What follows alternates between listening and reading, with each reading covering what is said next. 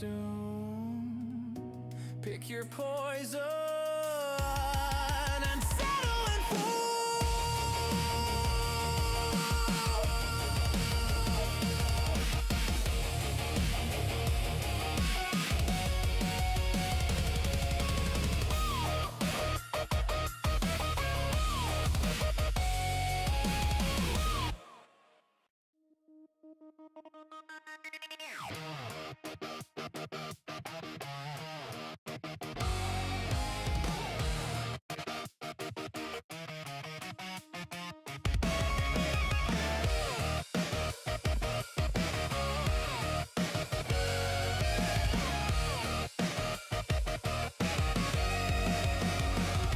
Reading the news, scrolling through the mag, mysteries, the fuel, and questions to change.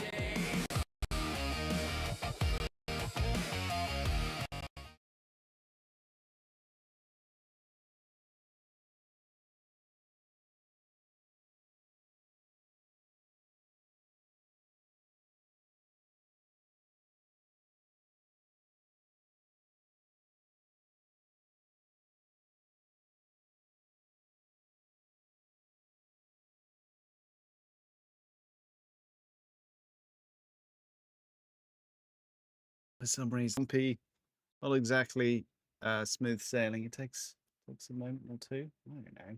I don't bloody know. I'm a pig. I'm a man who pretends to be a pig, and you're watching me for some reason. Don't you know I'm weird? Anyway, I've got a bunch of articles. This is my ish weekly keeping up with tech news and weird stuff. If I didn't do this, I probably wouldn't read anything at the moment, which is I don't know. Maybe I should read some fiction, but there's so much going on in the world at the moment that fiction just seems to be negligent. You know what I mean? Maybe if the fiction is based in some kind of reality, which is why I like science fiction so much, it has value. Anyway, I'm waffling. I haven't even started properly yet, and I'm waffling. Weird waffler. Get the preamble going. Let's click on the record button and get this shiz started. We are not on BitChute. I'm currently trying to get them to delete my BitChute so I can start afresh because it seems to be all tangled and messed up. So if BitChute is watching, please delete my BitChute. I don't want to have to send you a mean letter, but I will. Not gone in a week. Anyway, happy news. Or happy thoughts. Press some buttons, shall we?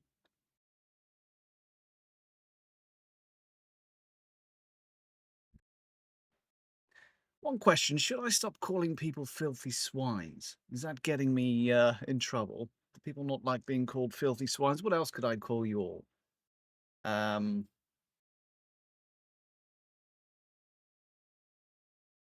Mucky hogs?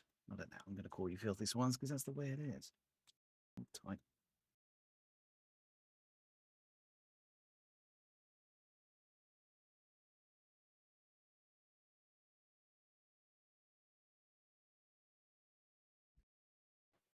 Oi, oi, you filthy swines! Get in here, sit down. We're going to read some news. And before we do so, you might like to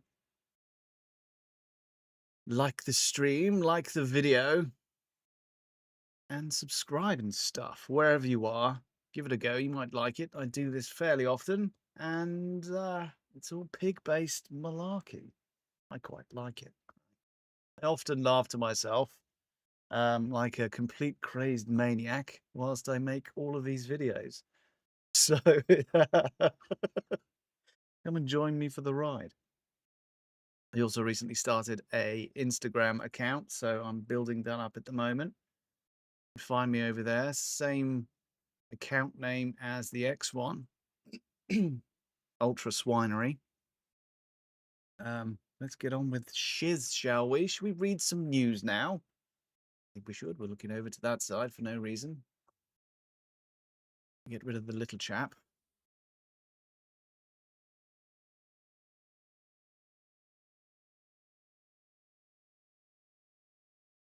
And crack on. being a sci-fi nerd, I've read all sorts of stories that include bases on the moon, bases on Mars, bases on Titan, bases here and there. What's the best location for a base on the moon, though? Or anywhere, really. What with there being so much radiation and dangerous vacuum out there? We'll find out here on Wired. An article written by Becky Ferreira. The caves that could help us find or become aliens. From lava tubes on Mars to ice pockets on Europa, subterranean environments may offer the best chance of finding life and living safely beyond our planet. There's a whole bunch of lava tubes on the moon, which I think are probably the best location for a base. In my opinion, let's see what this lass has to say. Becky with the good hair, maybe? Or do you have bad hair? I don't know. Let's assume she has the good hair. It's a scene that sounds like it was lifted from Alien. A researcher interested in extraterrestrial life descends into the depths of a cave where a droplet filled with creepy crawlies lands smack dab in her eye. I was like, okay, I'm pretty sure that something alive fell in my eye, says Penelope Boston. She's now a portfolio scientist at NASA, but experienced this mortifying episode deep inside New Mexico's Lechuguilla cave in 1994. Spelunkers often refer to their passion as catching the cave bug. In Boston's case, the idiom was literal. Despite the injuries and harrowing moments she endured in her initial foray into the underworld and the microbes that had to be carefully extracted from her peepers afterwards. There's a good use of the word peepers there, Becky. Well done. Boston came away well and truly hooked. Yeah, I don't want cave slime in my eyes. There's a lot of guano in there. I don't want bat poo in my eyes. Do you? I don't think you do. You mustn't. Anyway, after the pain and the pizza-sized bruises and all that healed, what I remembered was having seen this breathtaking environment with all these spectacular mineral deposits. Giant rooms and bizarre sulfur deposits that looked like nothing I'd ever seen on the surface, she says. I always wanted to go to other planets. It didn't seem like we were going to do that anytime soon, but caves were my own private set of planets under our feet.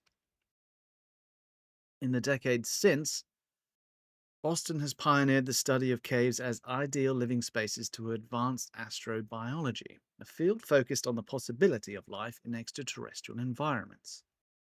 Began as a niche topic, has since flourished into a thriving hub in the search for alien life, as well as the possible expansion of humanity beyond the Earth, attracting attention from interdisciplinary, I can't say that very fast. How fast can we say this? Interdisciplinary researchers all around the world.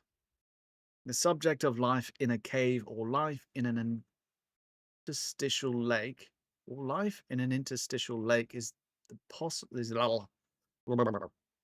is the most probable way of expanding our knowledge of life in the universe currently, says Joshua Sabri, an associate professor of astrobiology at the University of Northern Iowa, who specializes in cave environments. There are lots of ideas across all the different government and non-government space agencies that are trying to figure this stuff out. Why should we look for cave-dwelling aliens? Why not? Caves on Earth are home to an astounding variety of habitats, from spectacular limestone harassed caverns to dried basaltic lava tubes to marble hollows carved out by glacial retreat to underwater layers and ice reservoirs. They are often perfect shelters for animals such as bats, birds, crocodiles, or bears. Indeed, our own human ancestors frequently used them as protective spaces from predators and weather, and eventually as hubs of rituals and social gatherings. But even in the darkest and deepest passages of caves where the sunlight can't reach and the air might be toxic to humans, there are rich ecosystems of weird organisms eking out a living on chemical energy. One thing that occurs to me is that we refer to ancient humans as being cavemen or cave women or whatever, but isn't it just that stuff left in caves are more likely to survive weathering? Climate's pretty stable. It's not necessarily that everyone lived in caves, it's just that the evidence left over of the people that lived in that time doesn't survive elsewhere because it's buried by dirt and rots and stuff. That's just my fault. Moving on.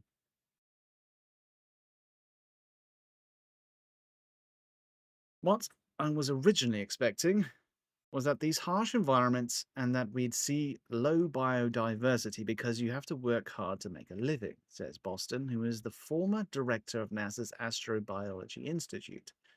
But they were quite the reverse, extremely high biodiversity. The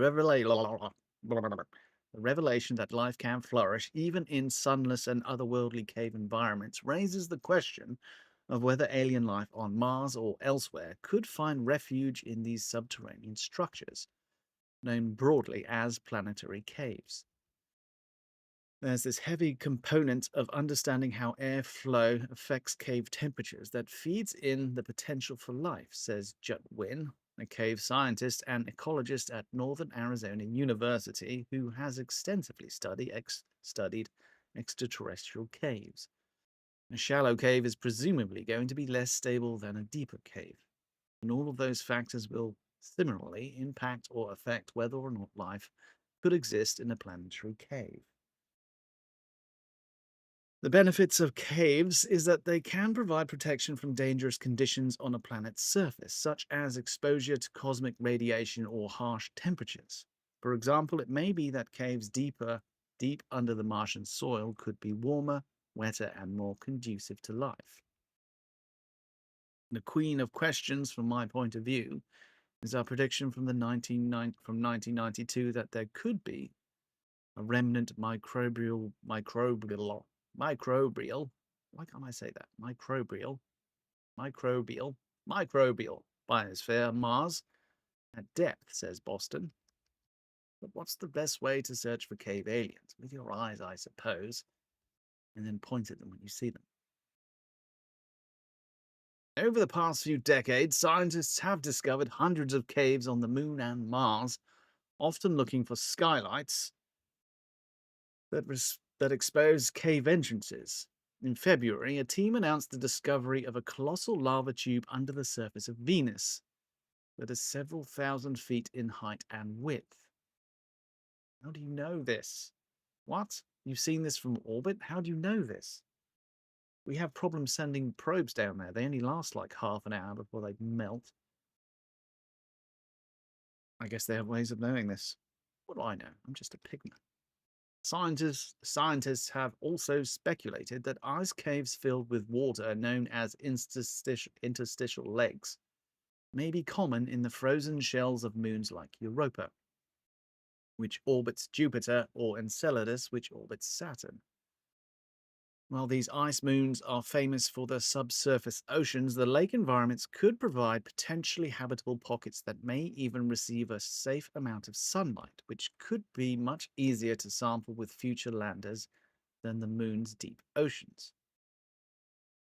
Easier to sample, but not necessarily as relevant. I don't know. What do I know? I recently went down a rabbit hole trying to see if Titan had subsurface ocean, and until last year it was common expectation that Titan, a moon of Saturn which has a very thick atmosphere, had a subsurface ocean. And I was going to write an article based on it. Got about a third of the way in, and then all the evidence piled up saying, man, there's not really a subsurface ocean there. Then there was all sorts of contradictions as to whether or not there was bodies of water molten under the surface, because Titan, I'm going right off topic here, Titan has a cryovolcano system. So there's definitely liquid water under there. I'm basically suspicious that Titan has life and subsurface oceans, and they changed the script because people are cottoning on. That's what I think is a cover up there. Anyway, maybe I'll finish that article. The worst place to live on Earth is actually the safest place to live on another planet, he adds. In order to explore these caves, scientists will need to build advanced robots and plan missions carefully to optimize the best sites for extraterrestrial spelunking. On rocky planets like Mars, skylights may lead to deep pits with no other connected passages. With that in mind, it would make sense to target regions with lots of visible skylights to avoid getting stuck with dead ends. While sealed off or highly remote spaces may be difficult to access, they could be the most promising areas to search for signs of alien life, known as biosignatures. Methane is a very big biosignature. Methane on Earth is only produced by lifelike processes. Methane is less than 1% of 1% of the atmosphere, something like that. Whereas on Titan, methane is a ruddy 5.5% of the atmosphere. So if methane is a biosignature and we use it for Earth, then why the heck aren't we using it on Titan, where it's got even more? I'm just saying, cover-ups there, maybe, probably not, allegedly. In what could it allegedly be in? Everybody says Minecraft. I don't really play Minecraft. Maybe I should. Allegedly in Minecraft. Now, DJ's here on Rumble. The search for alien caveman is afoot. I think it is. Seemingly subterranean extraterrestrial life is an overlooked topic. Also, oink and good day to you, sir. Good day to you too. Mysterious, allegedly man in Canadian Minecraft. Where were we? Such hints of life could be very subtle, and it's unlikely we'll stumble into a habitat packed with Martian megafauna. No, but what if octopuses came from Titan, eh? Think about that. If life ever evolved on Mars and it still exists as extant life forms underground, it's going to be microbial, says Wynne, who is an expert on bats, the Earth kind. As much as it breaks my heart to say this, Martian bats are probably not going to be discovered. No, but how about Titan octopuses?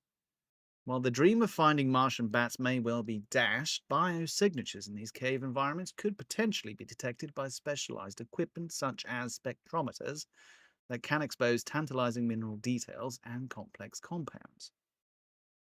Debris has extensively used these instruments in cave environments, especially the Wind Cave in South Dakota, where he first caught the cave bug in 2019.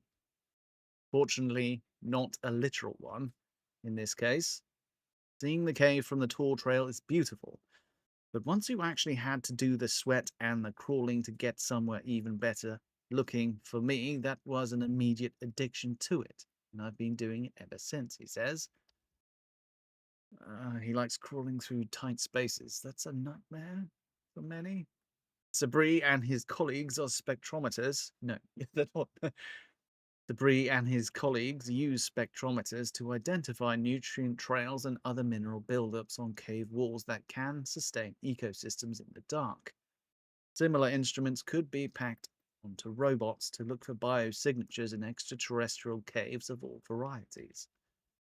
The idea of sending a spectrometer to explore some of these caves is a very high priority idea, says Sabri, noting that the Mars rovers have already pioneered spectroscopy on the surface of the red planet. We've been working on analog projects that show, as we take those same compounds that are important for life on Earth and move them into cryogenic ice, similar to Europa and Enceladus, they're going to give off very unique fluorescent signals, he continues. We're starting to create a type of database that matches that idea. Planetary caves as future human homes. Now, this is, I think, very, very likely. Continuing on from last week's discussion of whether we would be planetary based or space based. I'm pretty sure we'll be planetary based and probably living in lava tubes or other caves. That would be my guess, because they're already radiation protected, presumably. Even if we never find aliens in the caves of other worlds, we could potentially occupy them ourselves one day. Caves on the moon or Mars could serve as handy shields from radiation and other surface hazards for future astronauts that make the trek to these worlds. Debris points out that there could be downsides to off-Earth cave life, such as the lack of sunlight and possible hazards such as seismic activity. Moreover, it's unlikely that crews would be able to completely seal off planetary caves to make livable spaces, so it would make more sense to bring an inflatable habitat that could be constructed inside the cave. Maybe. But you could probably use some kind of spray-on concrete or some sealant. You could probably seal off areas. I bet you could do that. We've only mapped maybe 5 to 10% of Wind Cave, and there's nowhere in the cave where we could set up a seal to all exits or make an airtight seal. So that's going to be an issue with any type of natural lava tube, he says. But we could find a lava tube with large enough chamber where we could just erect a pressure dome instead. Yeah, why not inflate something that kind of fills the space and seals it off?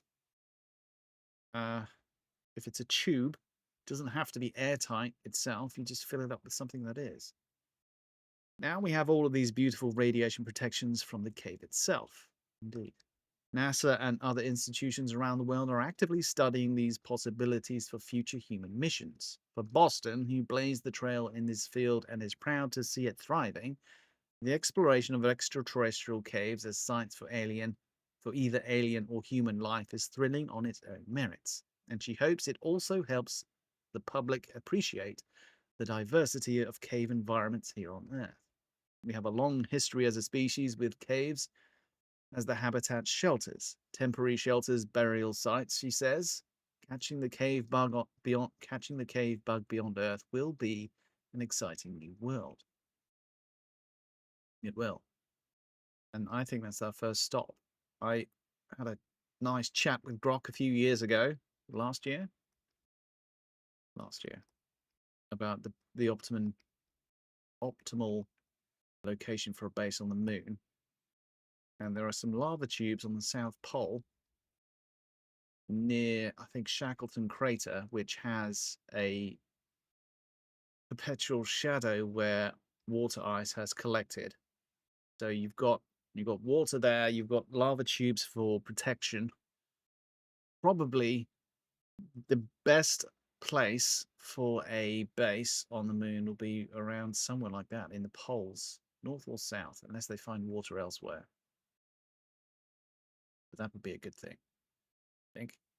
And also, if you're on the south or north pole, you're not too far away from the dark side of the moon, which would be a good place to put a telescope of some sort. You could create a giant array there without any of the radio noise from Earth.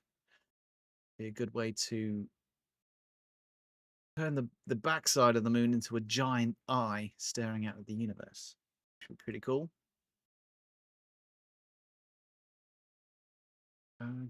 Very good article there, Becky Ferreira.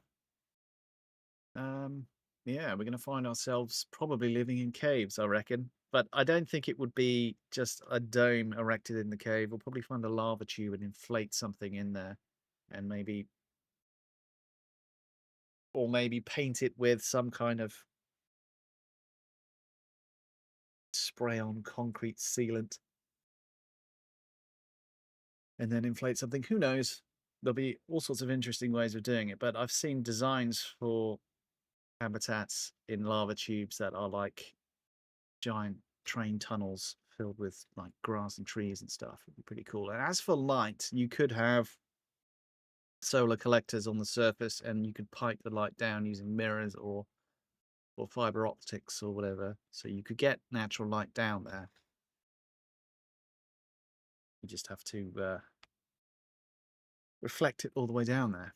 or just make your own energy and light. Why not? That is the end of the first one. 6. We're doing 6 today.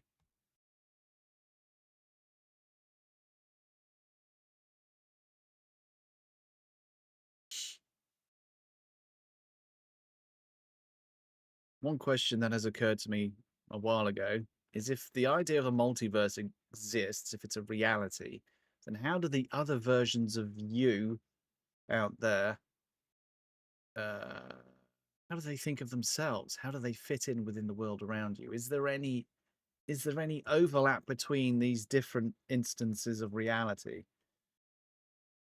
Potentially. I don't know. I kind of think that maybe Mandela effects might be separate tracks of reality colliding, but that just sounds like some science fiction nonsense. So maybe that's nothing. Maybe I should be shush. Well, let's see from this article on popular mechanics, written by Vlatko Verdal.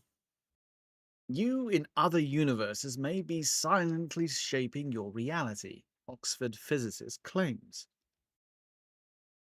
Here's what you'll learn when you read this story. Oh no, a summary of what we're about to read. You may feel like you're constantly shaping your reality, but you're not. No.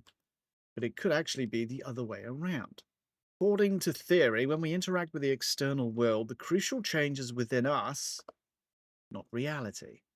However, outcomes in alternate realities might be shaping you in this universe, but we would never know if the two worlds already collided. Yeesh. So that's kind of going in line with my idea of Mandela effects being a example of maybe two separate quantum states collapsing into one. I don't know. What do I know? I'm just using buzzwords. I don't really know what I'm talking about. Well, I like to think I do, but I don't.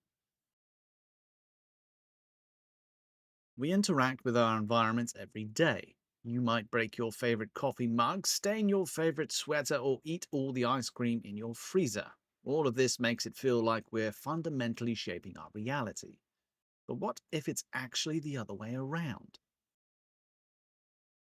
What, the ice cream in the freezer eats me? Ah, I don't think I like the idea of that. Popularizers of quantum physics often talk about the observer effect, or that quantum objects are usually in many places at once until we look at them. As soon as we make an observation, this quantum superposition of being everywhere at once collapses to a single location, an electron or a photon. A particle of light is always detected in one well-defined position. Hence the notion that observers affect and even create reality by looking at it. However, this is a superficial impression very far from what physicists tell us reality really is. As a teenager, I had a rock band. We once got lucky enough to be invited to play a big gig in my hometown. I cranked my Marshall amp to 11, really wanting to blow away the audience with the guitar riff I had composed specially for that occasion. But my eagerness to impress the crowd caused a fuse in the amp to blow. My bandmates played on and completed a couple of songs without me, while I kept asking myself why I had ended up in this very unfortunate universe. It was only years later, when I learned quantum physics properly, that I realized the way I had framed that very question was completely wrong. Even more amazingly, I also realized that the other reality, the one in which the amp didn't blow up, and I received a standing ovation for my guitar virtuosity, also exists and can ultimately affect the reality in which the amp had collapsed. How can that possibly be? Well, let's consider a simpler scenario than a big rock concert. Imagine instead that a photon strikes someone's sunglasses. We'll call him Bob. After interacting with the sunglasses surface, the photon is in a superposition of being transmitted and reflected away from the lens. That's what quantum physicists tell us. When transmitted, the photon enters Bob's eye, thereby generating a nerve impulse that ultimately results in Bob seeing light.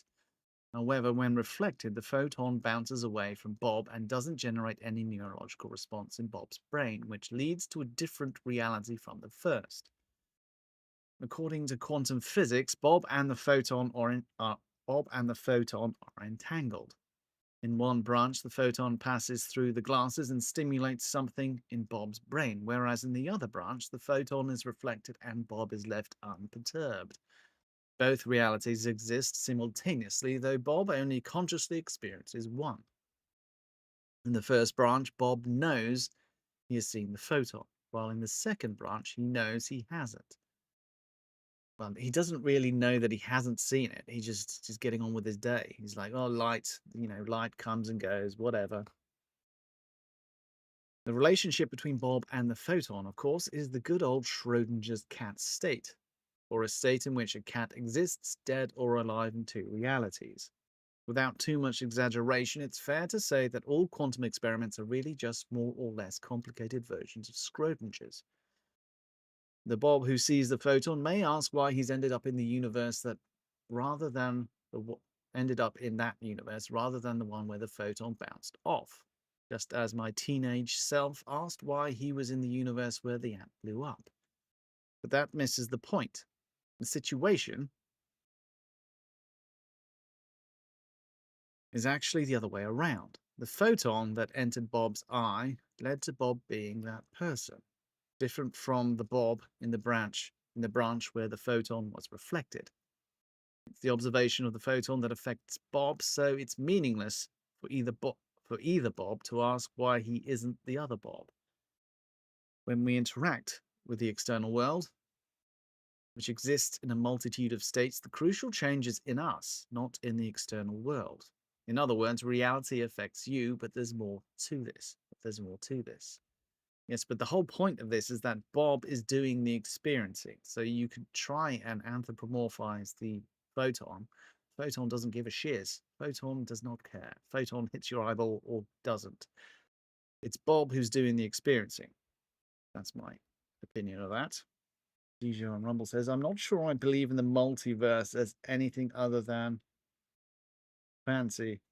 It all seems unwieldy to be practically possible. I think the idea that the universe talks into different copies of itself based on interactions and perception is incorrect.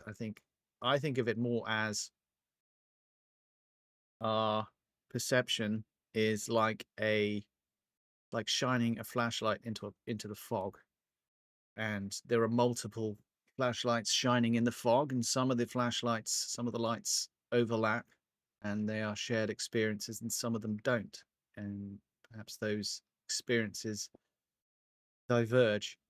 And we all share the same universe. It's just that universe is not bound, and I'm leaping out here, it's not bound by 3 dimensions of space and 1 of time. I think it makes more sense to say there's as many dimensions of time as there are space. I mean, why would there not be? So the real universe has multiple dimensions of time, in my opinion, and your personal experience is just one cone of perception shining into that multi-dimensional temporal block. Anyway, where was I? I've completely lost my place.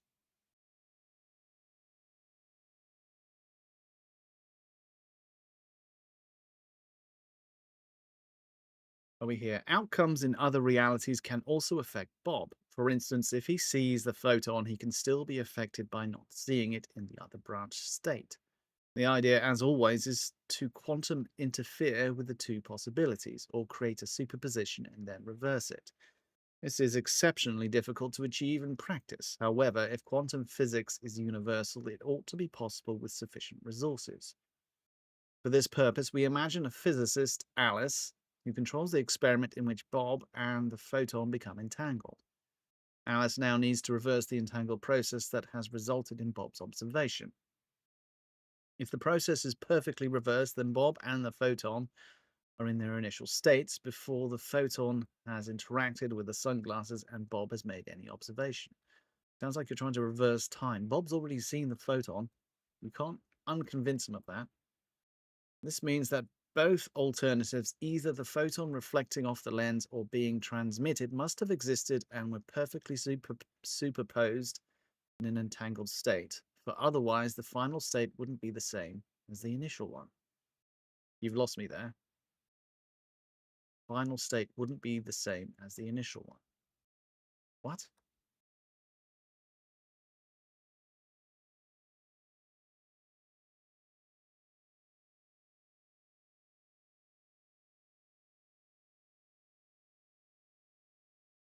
Why are we assuming the final state is the same as the initial one? Or the final state of you reversing the photon state is the same as the initial one? Okay, I think I understand now.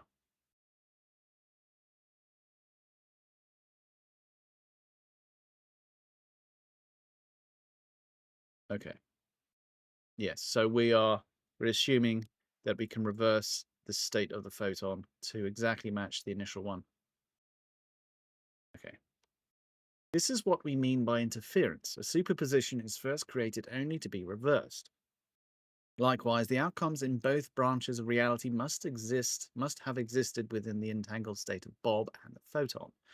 The elements of reality that are encoded into quantum objects are fundamental, and you, in this reality and others, are shaped each time you observe them. Will the reality in which I played a successful gig as a teenager ever collide with my present reality to produce something surprising? Or will you ever collide with the version of yourself that won the lottery? It seems unlikely that the two events will ever quantum interfere given their complexity, though we can never rule out such things. We can never rule such things out. The question that still keeps me up at night is, how would you even know if this happened? Maybe just as in Bob's case, the two realities have already merged, and many others keep colliding, but I'm simply completely unaware of these extraordinary events. Maybe this is just as well, given that there are so many more ways in this universe in which things could go wrong for us instead of right.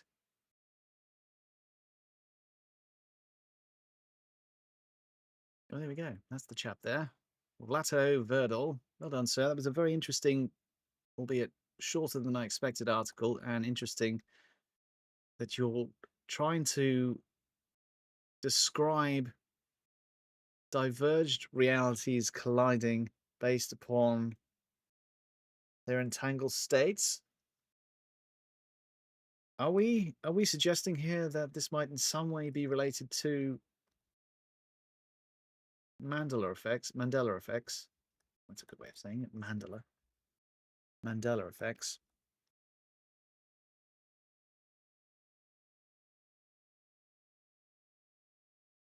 See, I wonder if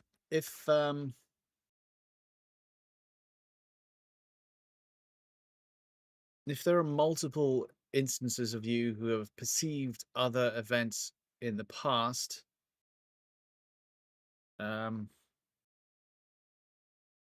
how would you then collide with the universe or collide with a world in which other people experience something different? See, if you had two different separate groups of people who, what's a good Mandela effect? Berenstein Bears is one, isn't it? Some people see it as spelt one way, another group of people seeing it spelt as another way. If both of those people were not 100% certain about the spelling of it, could it be that the version of its spelling that becomes more pronounced that actually collapses is the one in which the majority of people who are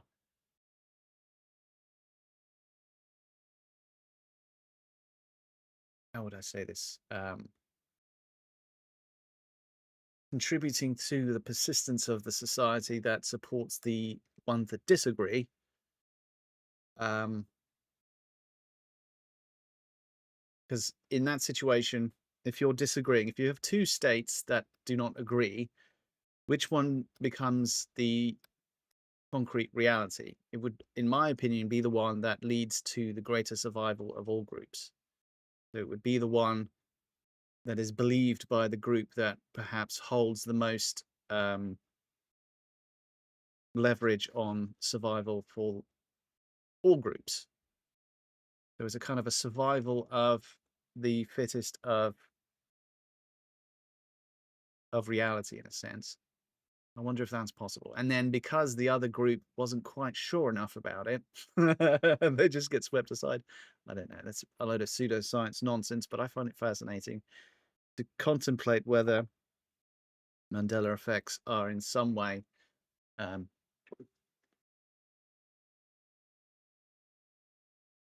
what we might call universes colliding or superpositions collapsing that were previously separated.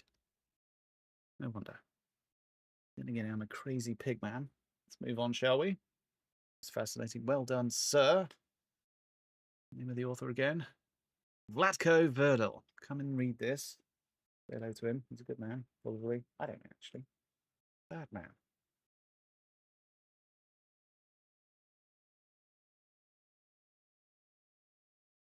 Deja says, he's dead, Jim, is another Mandela effect. Oh, is it? From Star Trek.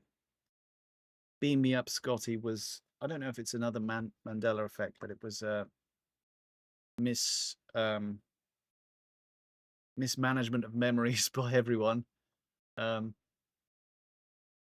think that was just what they said in the cartoon, not the TV series.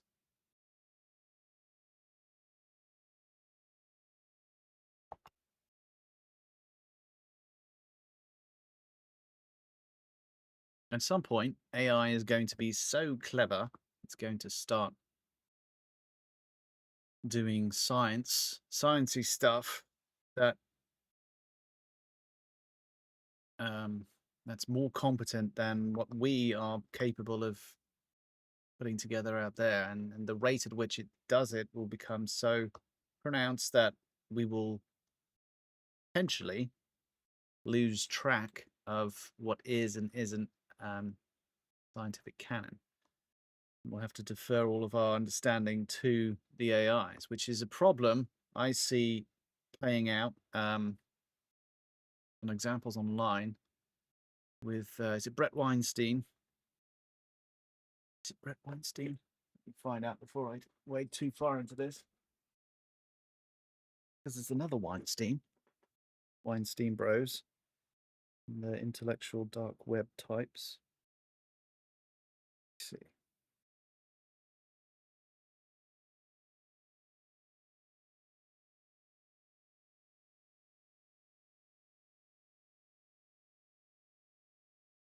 Not Brett. Sorry, it's the other one. Sorry, Brett. You do you. Where's the other Weinstein?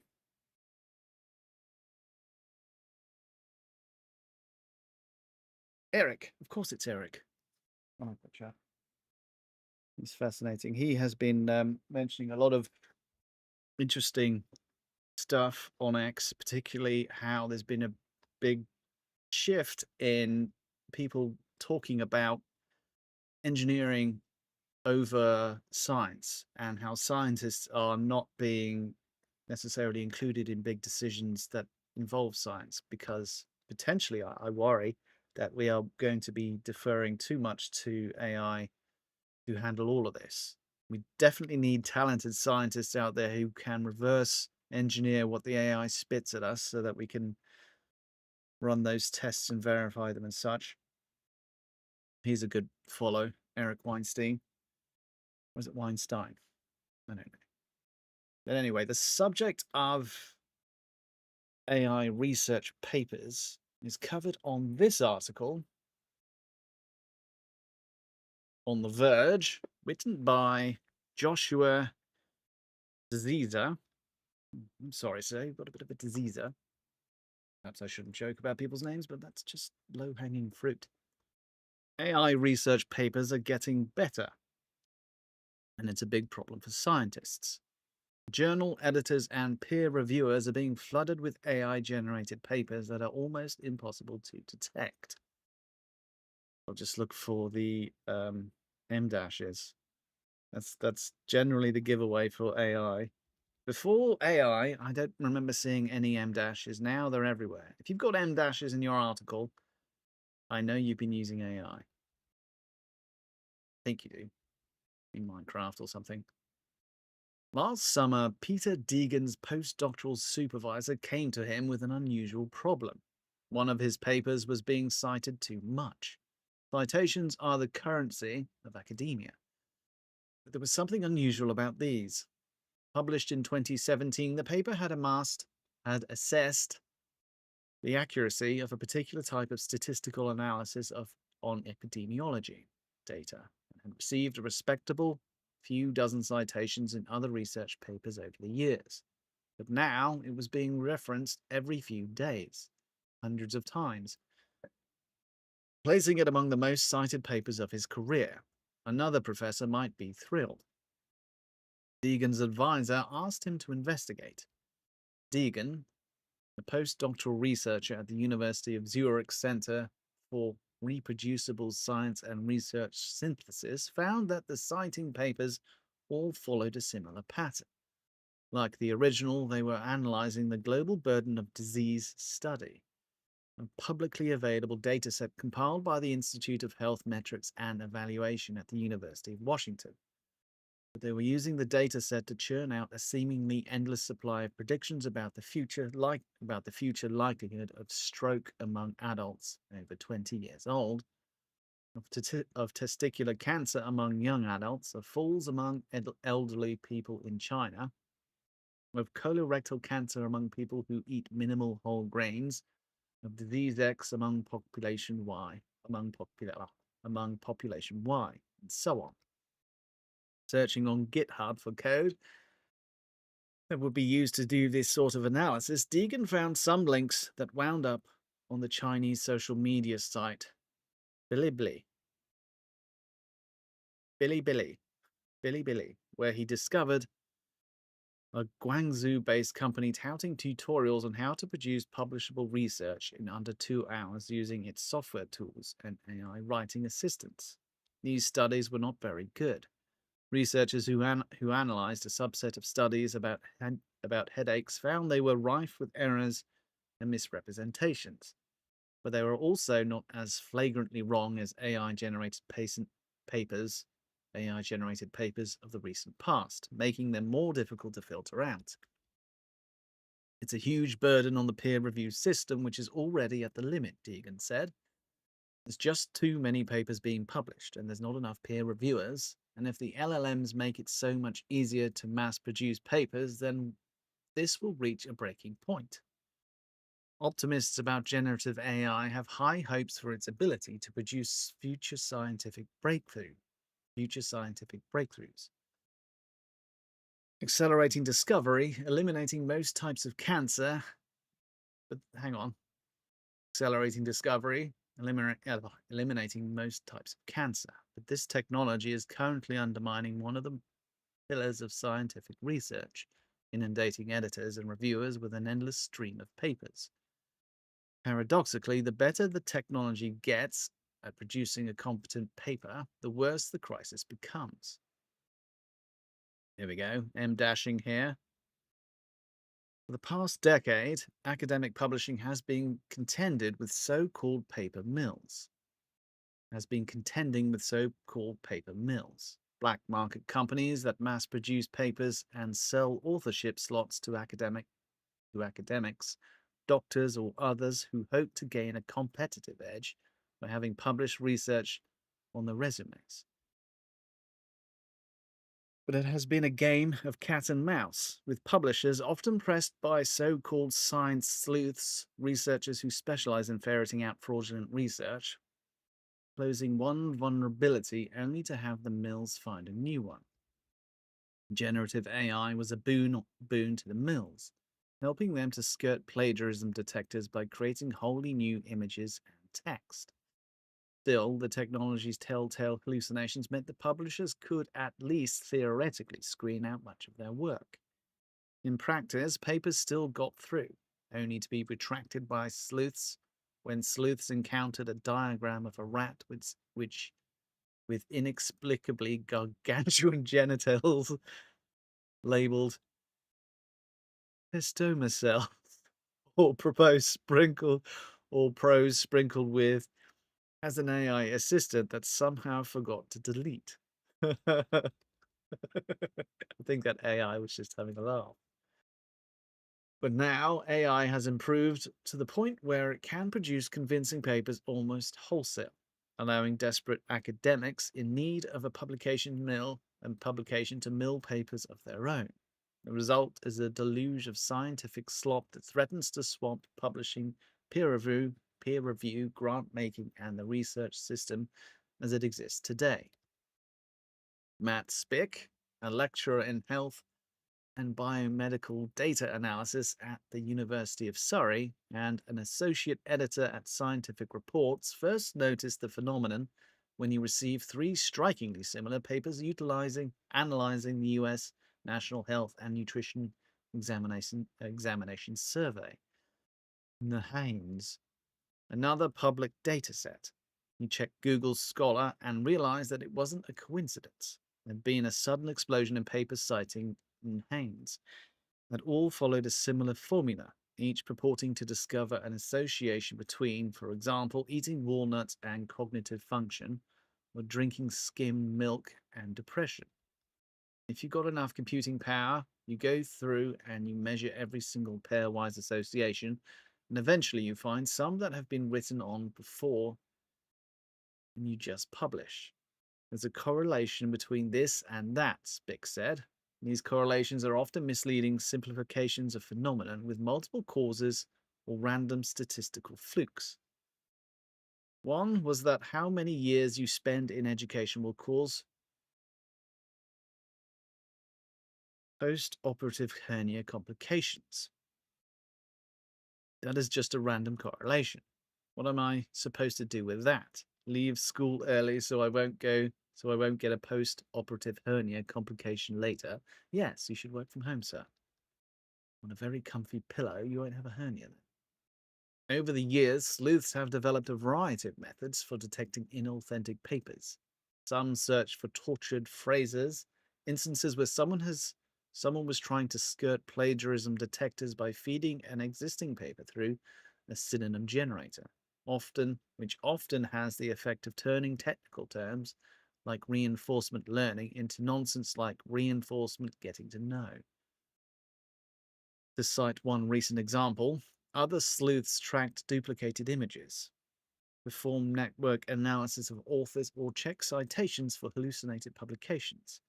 A classic sign of LLM use.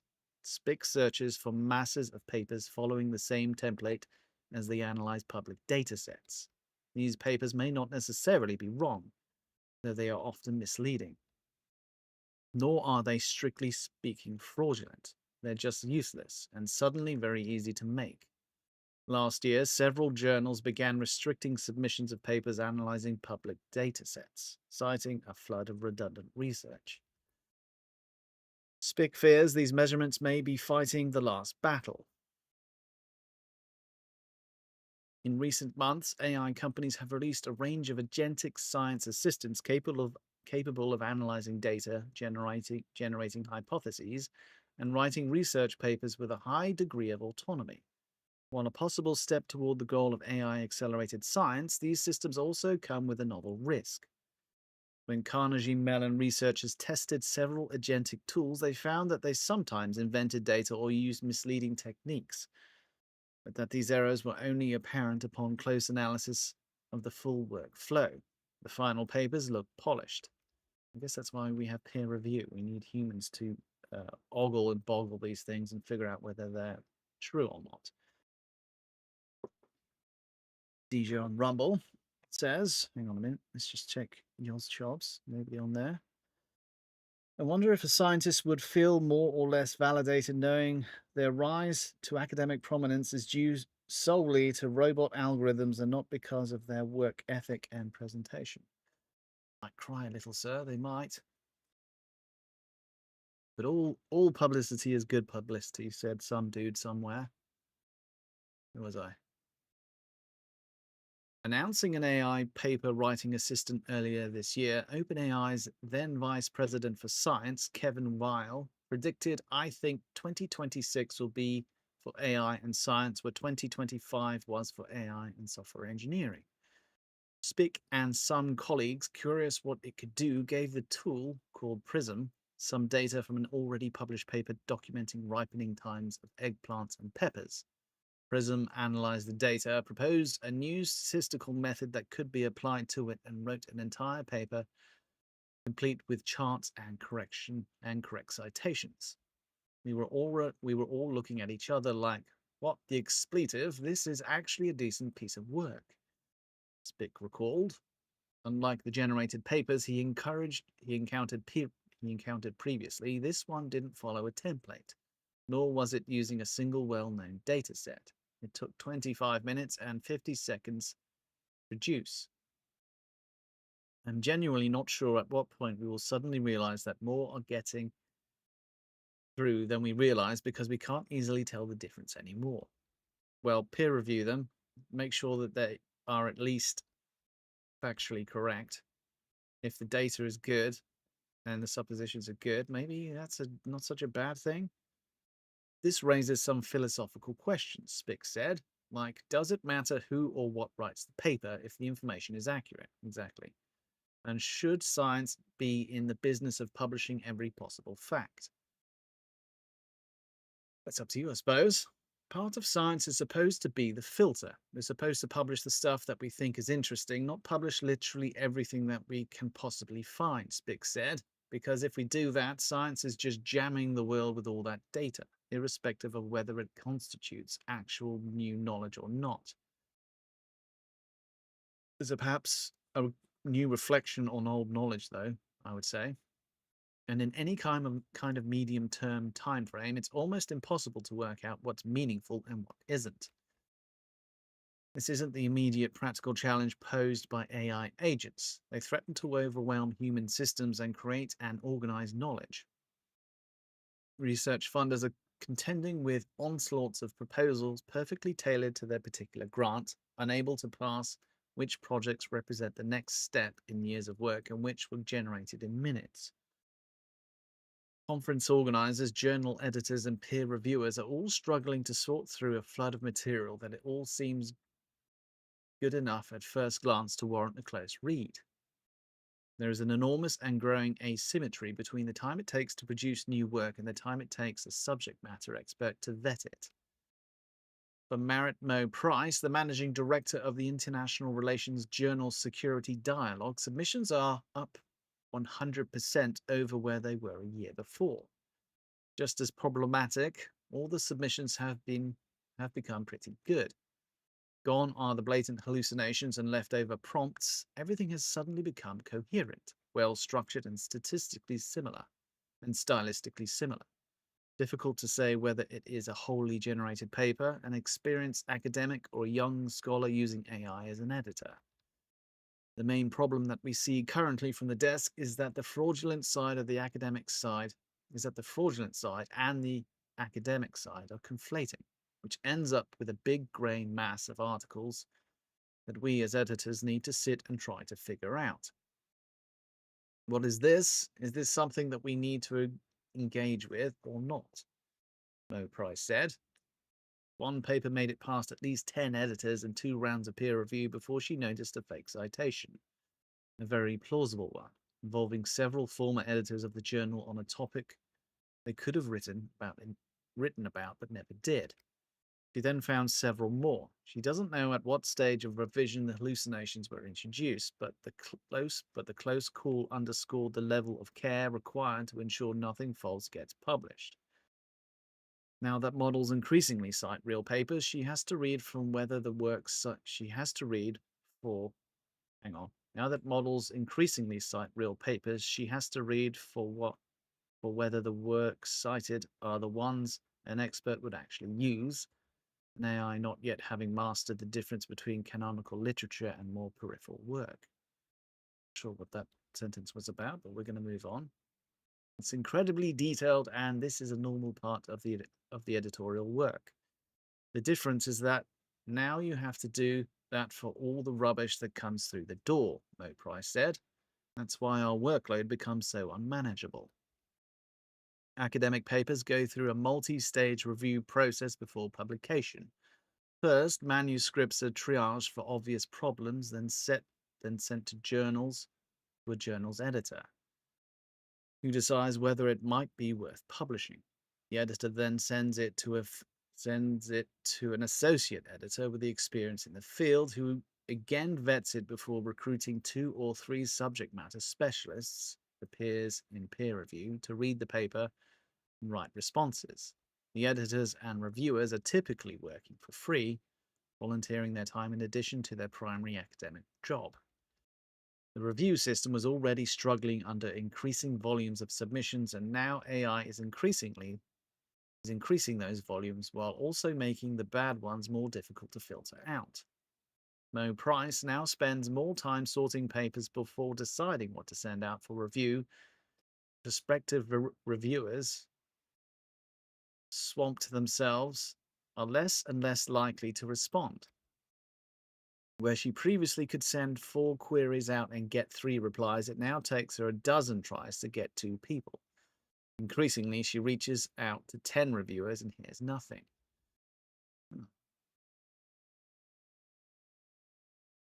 It's fatigue. Academic journals have mushroomed, and then you have AI helping everyone, fraudulent or not, generate more, faster, so you have a massive increase in volume, she said. AI currently holds the potential to bring down the publishing system as we know it. You're going to need to use AI to peer review AI. It's a bit of a nightmare. We need to get on this to make sure that we're not going to be silting up our science with hallucinations and nonsense. This is a big issue. The journal Accountability and Research has seen a 60% surge in submissions this year, according to David Resnick, an associate editor at the journal. Ironically, he has been besieged by likely AI-generated papers about fraudulent academic papers that have mined public data compiled by the organization Retraction Watch. He too is struggling to find reviewers. At times, he's had to send out 20 requests just to get 2 responses, and he's suspected that some of the responses he's received are AI-generated themselves. He has reason to be suspicious. A survey conducted by the publishing company Frontiers last year found that more than half of researchers have used AI assistance in their peer review. I'm very worried about this straining breaking of the back of peer review system, said Resnick. AI agents arrive at a time when the quality of filters of academia are already struggling to cope with the superabundance of papers. The number of scientific papers published has grown exponentially in recent years, according to an analysis of data published by Quantitative Science Studies, while the number of PhDs who might review them has not. Unfortunately, the authors attribute this explosion in productivity not to a rapid progress in science, but to the fact that commercial and professional incentives align to publish maximum quantity of papers. Many journals have shifted to an open access model where they can earn revenue by changing authors' processing fees to have their papers published, as opposed to charging for subscriptions. In earnings calls, publishing companies tout the recent 20% or more increase in submissions as a positive growth story. Universities and funding agencies, meanwhile, look at researchers' publication metrics when deciding whom to fund or promote, which means researchers are under pressure to publish or perish. Nor is it only traditional academics who are under this pressure to publish. Overseas medical students can improve their chance at a US residency program by having a few peer-reviewed papers on their resume. Ah, there you go. That's the reason why. In China, medical doctors have strong incentives to publish despite neither having the time nor resources to conduct research, making quick paper generation an attractive option. If you introduce an infinite paper writing machine to a system that defines productivity by the number of papers written, people will use it to write a lot of papers. A study published in Nature this year found that scientists who adopted AI published 3 times more papers and received nearly 5 times more citations than those who didn't. Well, that sounds like a good thing, worthy of a clap. They also became research project leaders 1.37 years earlier than those who did not use AI. While individually beneficial, the embrace of AI to mass produce papers may be detrimental to science as a collective endeavor, beyond exhausting journal editors and peer reviewers. The same study found a collective narrowing of focus as these newly productive scientists gravitated towards well-studied fields with abundant existing data for AI to synthesize. There are not so easy solutions to this problem. In 2022, the scientific organization STM launched an initiative called Integrity Hub to contend with paper mills. Since then, it has been engaged in an arms race with AI, according to Joris van Rossum, the project's program director, assembling automated tools that check for plagiarism, then tortured phrases, then fake citations. But the group must now consider more sweeping remedies. We anticipate a future where it's going to be more realistic to enable submitters to demonstrate authenticity rather than trying to detect fabrication, he said. It's a similar situation to social media, where bots are becoming so sophisticated that they can appear quite natural, but they're not. And the issue there is our social media is becoming overrun with fakery, which makes me very sad. And I'm going to punch my palms for no reason. I'm going to beat up the bots. I'm not really. But the solution to the dead internet theory that has been chucked out there a whole bunch is verification. And people don't like it, and I don't want to like it, but it seems to be the only way. It works, in my opinion, quite well on X. I see you have it on Instagram as well. So I think perhaps that's the way to go. You have to verify that you are a human and that you did actually do this work. Not to say that AI can't be used in the process, but I think some kind of verification is probably going to have to be the way it goes in the future. That is once fraudulent manuscripts are impossible to detect.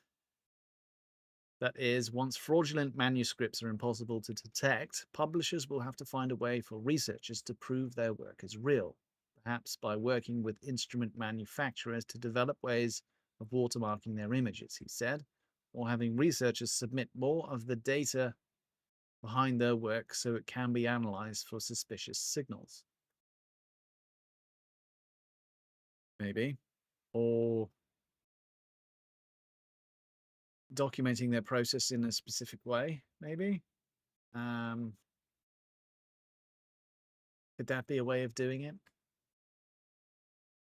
This would entail changing the way research is done on a massive scale, and while it might stem outright fraud, it will do little to reduce the volume problem. Using AI to assist with paper review, as some have proposed and some reviewers are already doing, permitted or not, raises a nest of other possible risks. Studies have found that models often continue to cite retracted studies as valid and write superficially good reviews while overlooking methodical problems. AI reviewers also appear to prefer AI-generated writing. Although I suppose in that situation, if an AI is reviewing a research paper and it can point out any obvious fraud, that will help the human peer reviewer to fast track, chucking that in the trash. Anything that the AI green lights, you might want to be suspicious of, and then actually do a manual read, maybe, or more of a manual read. I think that's not necessarily a bad idea, just not on its own. is not really a tractable problem, said Reese Richardson, a postdoctoral fellow at Northwestern University who studies mass-produced papers. I think that the only way out of this situation is to actually change the way that the scientific enterprise awards prestige and awards resources.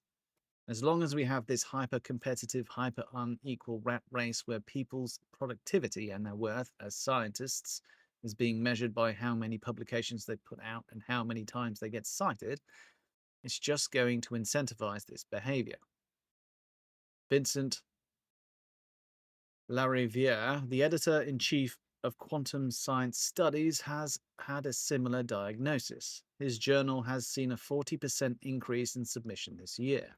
We need a reform of what matters in science, Lariviere said. The conflation of scientific productivity with publication counts has had a distorting effect on science, causing research to gravitate towards small, tractable problems that are guaranteed to result in something publishable. AI could do great things, he said, help cure cancer, develop fusion energy. Right now, it's being used to generate papers to pad CVs. Of course, we need more science, he said, but do we need more papers? So the issue there is publicly accessible data is being used by foreigners to gain visas to nations where participation in research and publishing papers is going to get them a green card or whatever. So it is a bit of an immigration trick there, and a CV or a resume trick. I suppose the fact that the data is publicly available is suspicious. If you're really doing research, should you not be creating your own data? Should you not be studying stuff? That's one warning signal there. But sooner or later, once AI is in a position to actually perform experiments, and I know there's been some examples of that recently, I think we could see an explosion in. I mean, they're talking about there being way too many papers now, but imagine when AI can actually extract data itself, run experiments, and go down rabbit holes without a human. There's going to be an awful lot of data out there and information that needs to be peer reviewed. It's a big issue, and we need more scientists involved in this loop and not just AI churning through public data. So it's only going to get more pronounced. And I think verification of the fact that you are human, that you have a corporeal form, is a good thing for many reasons. Unfortunately, does that generally mean digital ID? Because digital ID is not seen as being a good thing, and I don't want to promote that. But having like a blue check mark on X, that's not exactly digital ID. That's a verification of my ID. I have all sorts of IDs. I've got a driving license. I've got a passport. Are they not good enough? I really don't understand. But verifying that you are indeed a person is probably the way to go. Here we go. Sooner or later, AI is going to research the heck out of everything, and that there is the singularity, perhaps. We're heading towards it.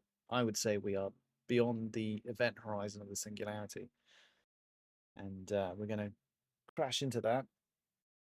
I wonder if is the singularity really a moment in the future, or is it more like trying to get to light speed where you can never actually get there? Because as you're amplifying intelligence, you're also amplifying your capacity to understand intelligence. Presumably, if you're doing it right. I don't know. At some point, it seems as if something's going to break. Maybe I'm wrong. I hope I'm wrong. On to the next.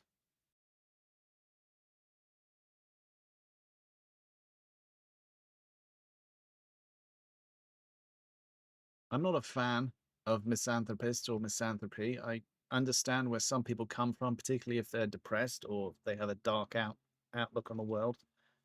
Maybe they look down on their own experiences as being unworthy. And a lot of our culture seems to encourage that kind of negativity. So I'm suspicious of the directions from which misanthropy comes from. I'm going to try and change my tack from being critical of these misanthropists and trying to encourage them to see the brighter side, maybe. Should we try and do that? Well, anyway, this article on Vox, written by Sigil Samuel. I like her. She's a good lass. Give her a clap. She does some good articles. I'm disgusted to be human. What to do when you hate your own species. Yes, it hurts to be a human right now. That's actually the assignment. I would say that we're perhaps in the most empowered position humanity has ever been in. And you are the most wealthy you could ever be right now. I know perhaps doesn't feel like that because there's a bit of a cost of living crisis. Some people like to say, I like to call it a recession, but what do I know? I can't be saying those things. But there's a lot of good in the world, and I think we can achieve more good by seeing it. Anyway, let's see what she says here. Your mileage may vary is an advice column offering you a unique framework for thinking through your moral dilemmas. Based on value pluralism, the idea that each of us has multiple values that are equally valid, but that often conflict with each other. To submit a question for, okay, we didn't need to read that. What am I doing? Is there an article here? Or did I just wade into somebody's ponderings? Start here instead. We claim to cherish the natural world, yet every great achievement, story, and cup of coffee has done nothing for any other creature but ourselves. So when the existence of the human race is at the cost of everything else, when the hypocrisy is open, and we all know, how am I supposed to look anyone in the eye or feel good about participating in a world where every human act is at the expense of the natural world that birthed us? I've lost the will. I realize this sounds infantile, but the numbers are in, and I'm no longer sure what we think we're doing as a species other than trying to create the perfect consumer. The world be damned. We're addicted to self, and I'm frankly disgusted to be human. Okay, I share some of your sentiments here, except the last one. And also, we are also natural. The technologies that we create are as natural to us as a spider web is to a spider, or a bird's nest is to a bird. So you may not like the world, but it is a human world and it is a natural world. We are part of the world. We are part of this planet. Dear anti-human human, underneath the hard feelings you're feeling, disgust, anger, loathing are probably much softer feelings. Disappointment, sadness, fear about the future. It's hard to say it's hard to stay with those because they make us feel vulnerable. It's so much easier to bypass them and go straight to hate. Standing in judgment over your own kind is not exactly fun, but it does give you a feeling of moral elevation. I'm not surprised that throughout history, countless people have looked at the human species and responded with a big yuck. As early as the 17th century BCE, we've projected our disgust with ourselves onto the gods, imagining that they find us so awful that the great flood is needed to wipe us off the face of the earth. Only a handful of us are decent enough to be saved, for example, in an ark. Atras's family in the Mesopotamian version of the story. Noah's family in the Bible later retelling. In the Bible's later retelling. Since then, anti-humanism has enjoyed resurgence after resurgence.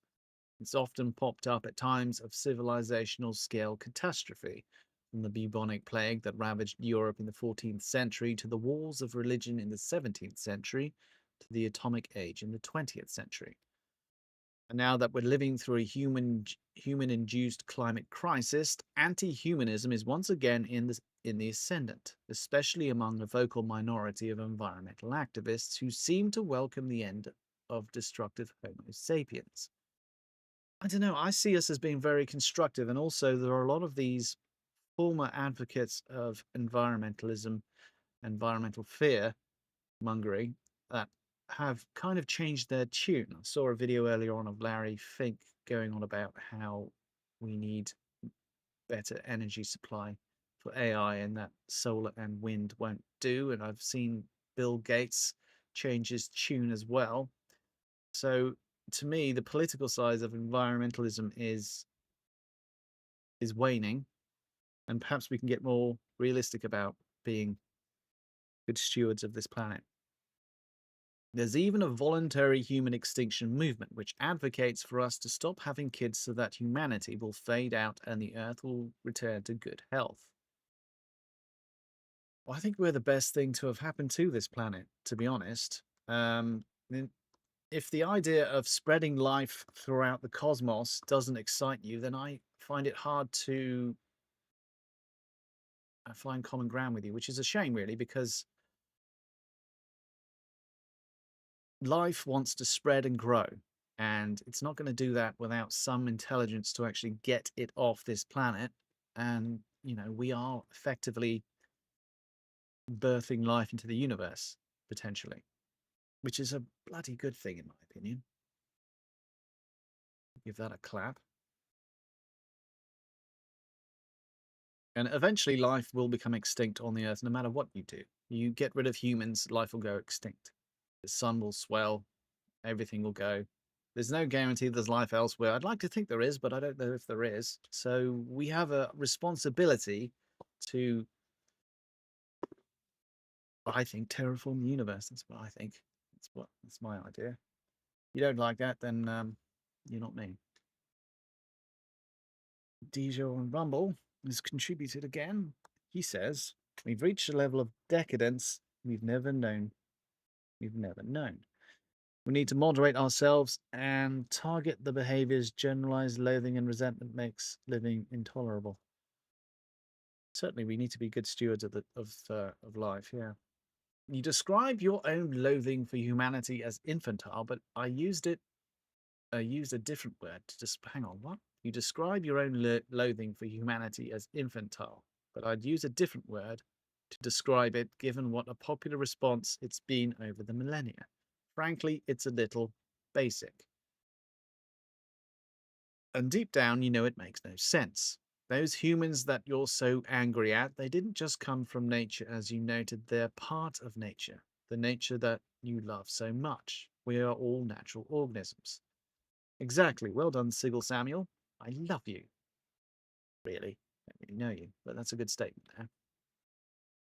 I think that what you're really chafing against is not humanity, but one particular way of relating to the world, a highly extractive way that some humans leaned into at a particular moment, and that happens to be having its time in the sun right now. The dualistic intellectual tradition that tells us we can be separate from nature and that we should treat the natural world as an object to be exploited for human gain rather than as a subject to be communed with and respected, is a Western tradition that took off in modernity.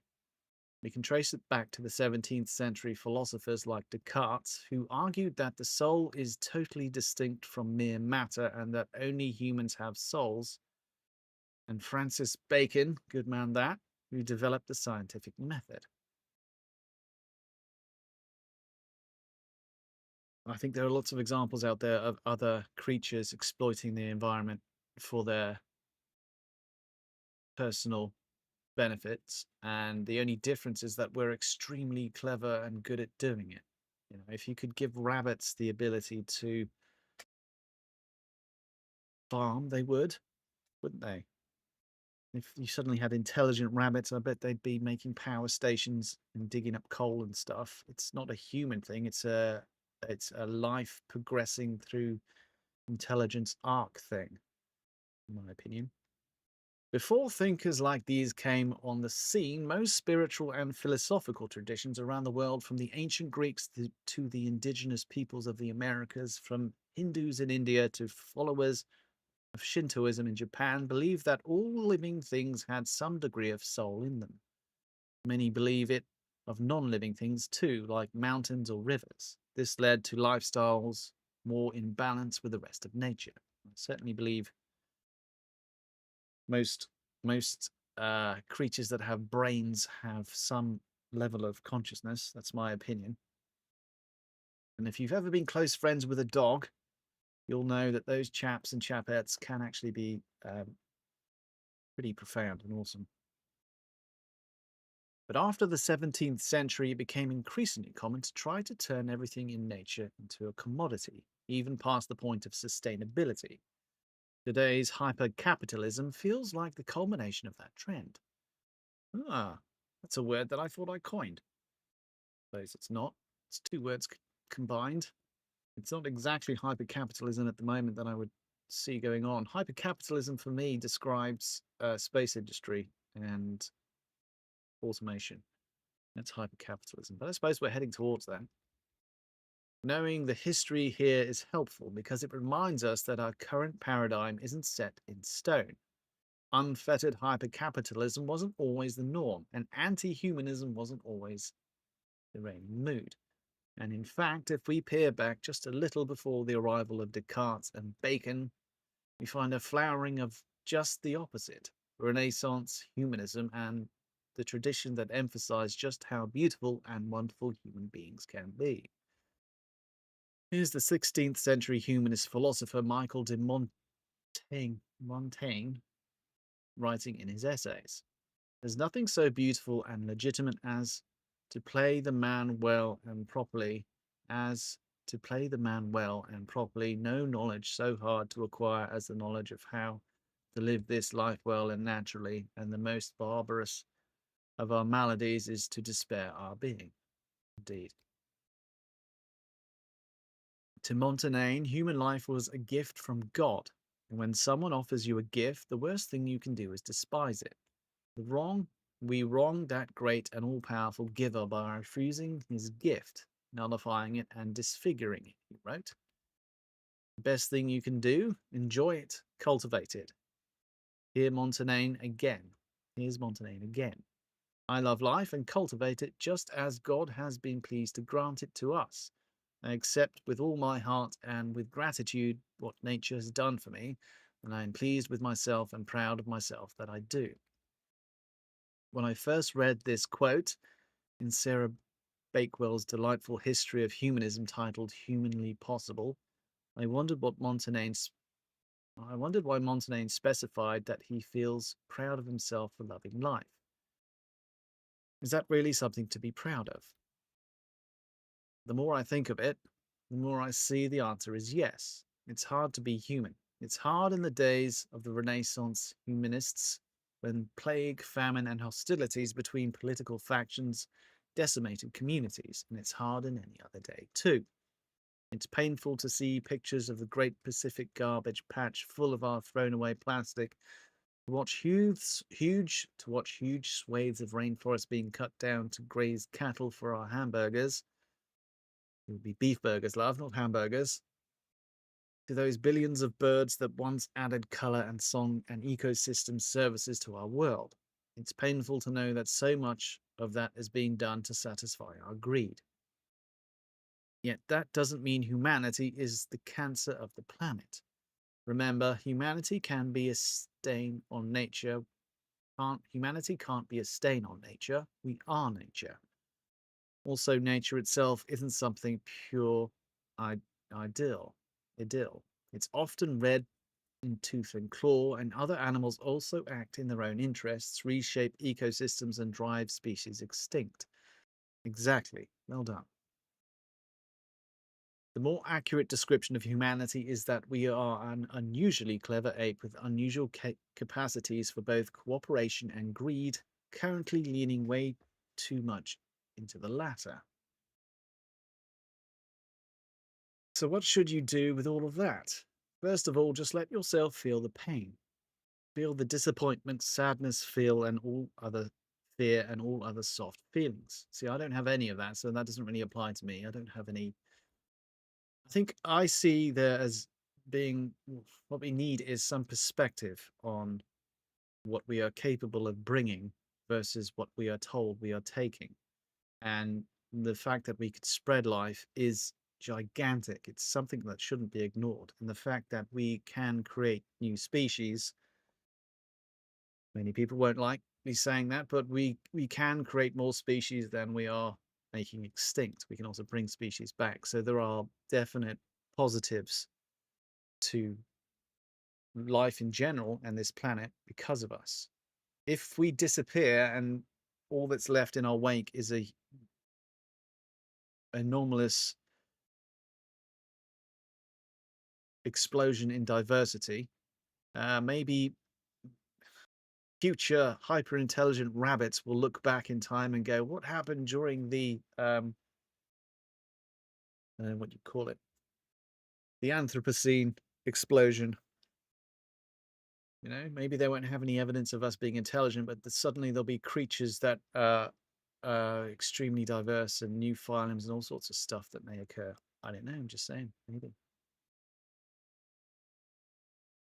It can also it can be so overwhelming to really tune into the incomprehensibly large suffering of the natural world that you'll be tempted to run away, to retreat into a fatalistic, ugh, we're the worst. Resist that impulse.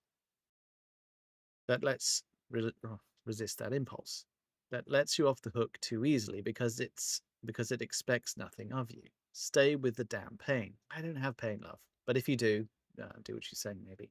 And then notice that the fact that you're feeling this pain is actually giving you a beautiful piece of information that you have other capacities too for cooperation and care and compassion. You wish for us all to do better. If you didn't have those capacities, that wish, you wouldn't feel the pain. According to the Buddhist scholar and environmental activist Joanne Macy, this process of honoring our pain of the world is essential.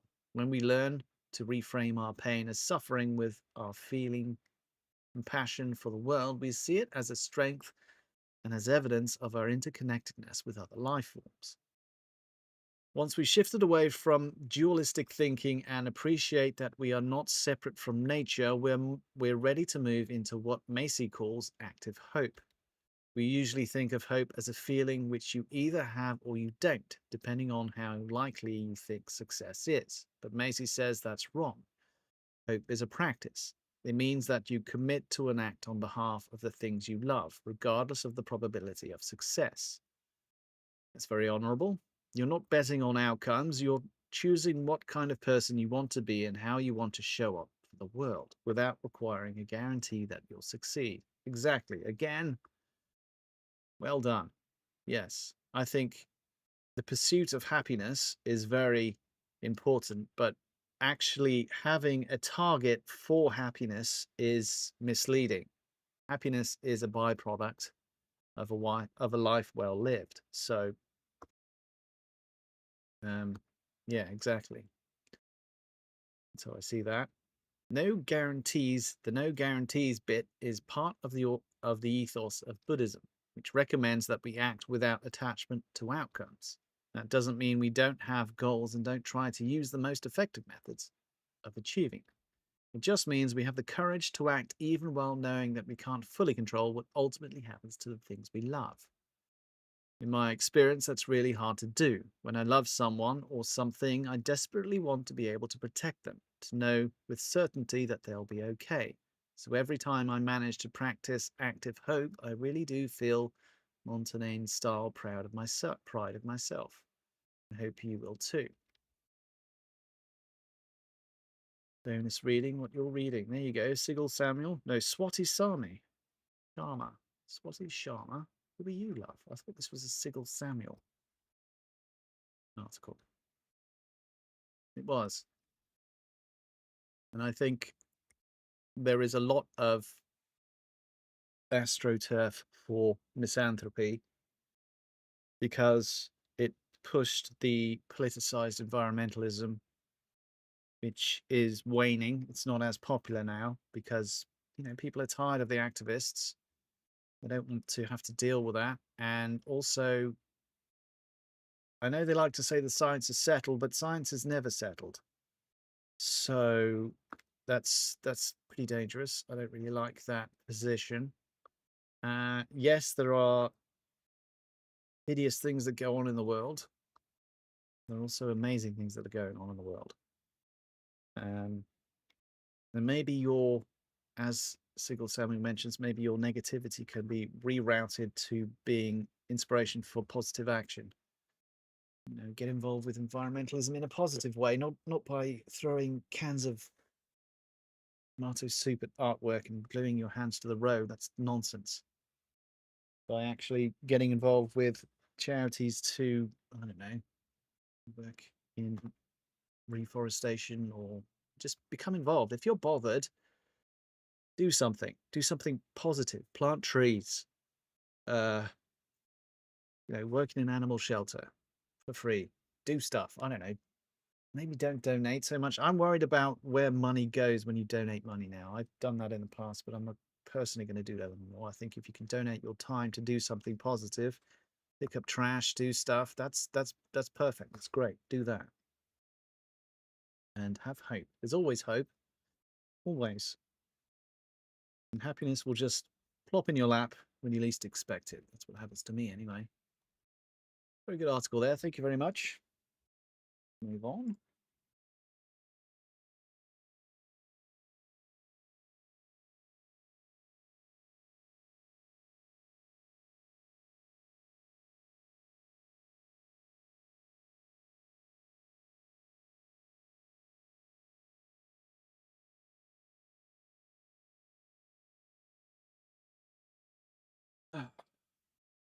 My mother was a boss, a manager, a girl boss, I guess, during the 80s. So I think I'm in a way ahead of the curve on a lot of the girl boss enthusiasm that's been wholesale now. I can see some of the upsides and a lot of the downsides as well from personal experience.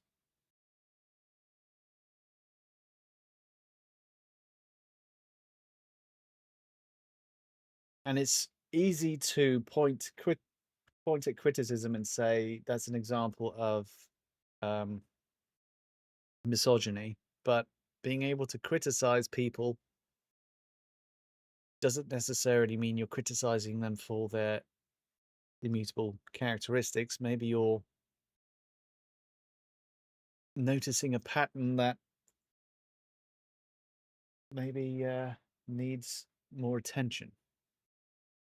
So, on the subject of girl bosses and whether or not they are successful and popular, is this opinion article from the New York Times written by Trezi Macmillan Cottom.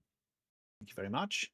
The revolt against the girl bosses has finally come. Needs a shaking fist. The revolt against the girl bosses has finally come. Oh no, what's going to happen? I've had some very good bosses who've been women. I've had some not so good ones. People can be good, people can be bad. AI is coming for our jobs. Fascists are coming for our freedoms, and the girl bosses are fighting for their lives. Bloody fascists again. Why are they always out there coming for us? Mel Robbins, the lawyer turned empowerment influencer, Reese Witherspoon, the Southern Belle turned A-list celebrity turned high-powered Hollywood hitmaker, and Emma Greed, the cool girl chief executive of the Kardashian-connected Good American, have outraged a lot of people by influencing too close to the sun. It's quite a turn of fortunes. The very thing that turbocharged their wealth and popularity now has millions of women giving them the side eye. Have Americans fallen out of love with being influenced? The drama revolves around artificial intelligence. In recent weeks, Robbins and Witherspoon each posted a social media video imploring their millions of followers to jump on the AI train. In that regard, they're doing what every business executive is doing right now, warning us that our time is up. Get on board the AI train or get run over. I've been saying this for a couple of years. It's true. Robbins took the rah-rah approach. She encouraged women to use AI to save time and take control of your money. But offering to upload their financial documents to Microsoft Copilot by offering to upload their financial documents to Microsoft Copilot. Don't be left behind, she wrote. Copilot partner. It had all the charisma of an HR training video. Witherspoon took the serious yet approachable tack. She informed her followers that women's jobs are 3 times more likely to be automated by AI, implying they would be wise to embrace generative AI before they're left behind. Was the influencer equivalent of a scared straight after school special? It's interesting that women's jobs, or jobs more frequented by women, are more at risk. And also that the progressive left have been hyper focused on capturing women's attention. It's an interesting convergence of trajectories there between female occupied jobs and AI, coming to a point where there's going to be a lot of very progressive unemployed women demanding UBI, maybe. I thought, if there were an intention there. A couple of years ago, those posts would have been at most a viral trend among corporate influencer types, but now they just make some of the country's most prominent girl bosses sound as if they don't even know how to read the room. One wonders if celebrity influencers hawking AI under the guise of feminism have even bothered to read the news. If they had, they'd have seen that tech titans have gone full heel. Bosses are salivating over AI's overblown promises to make human jobs obsolete.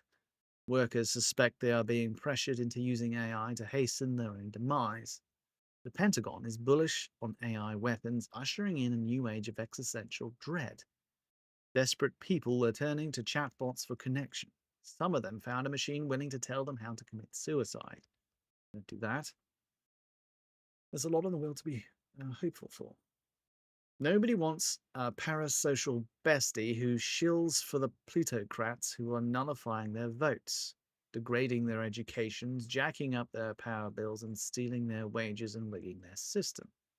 I'll put there, love. There is no feminist case for scaring people into adopting AI. Why would anyone even try?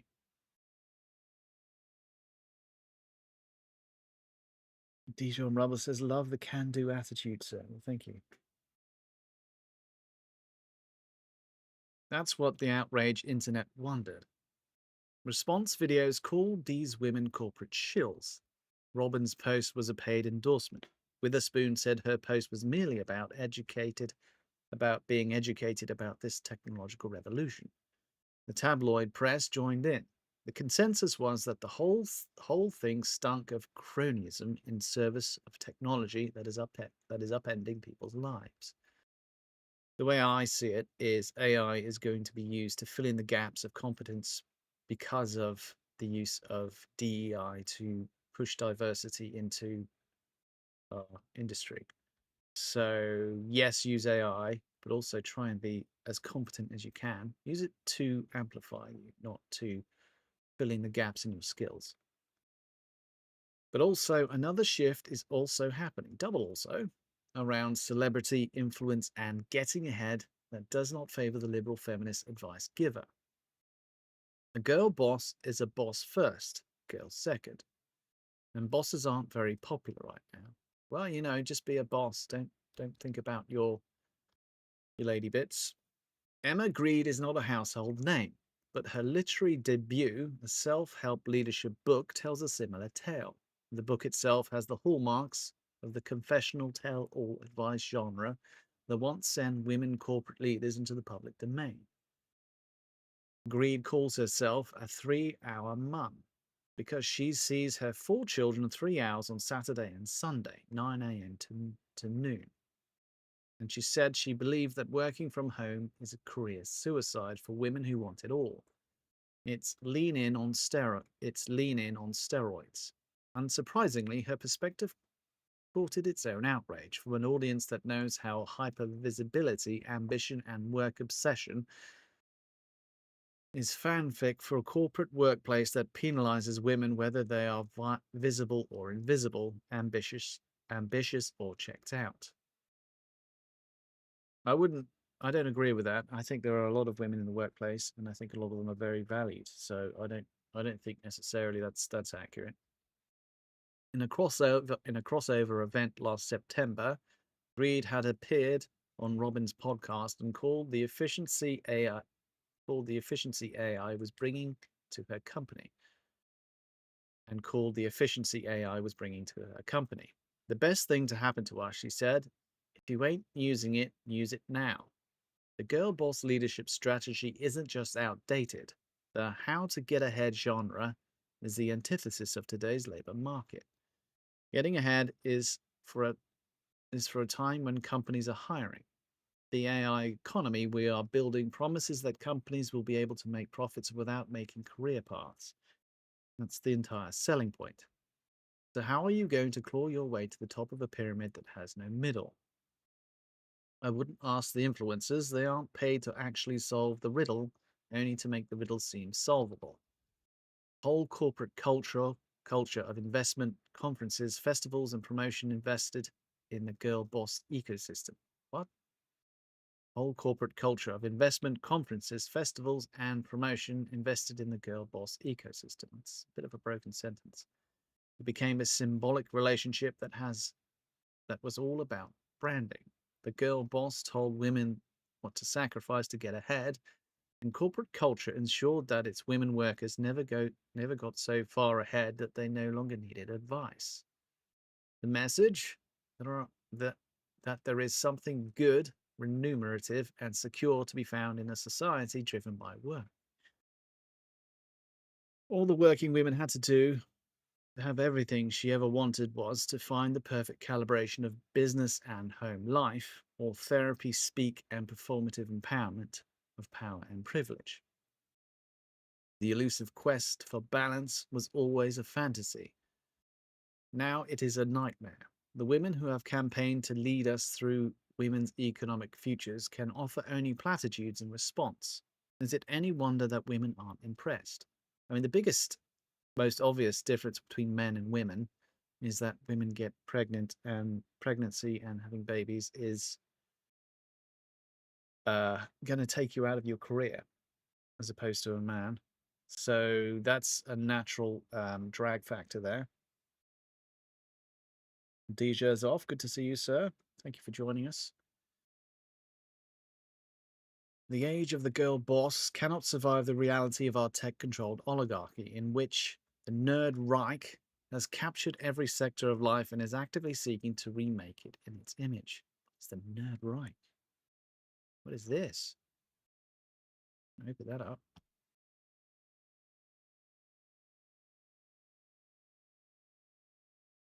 And it has always been he, Bezos, Musk, Zuckerberg, Ellison. Who's Ellison? That regular people even know their name, says that the tech bro has fused with with our celebrity culture.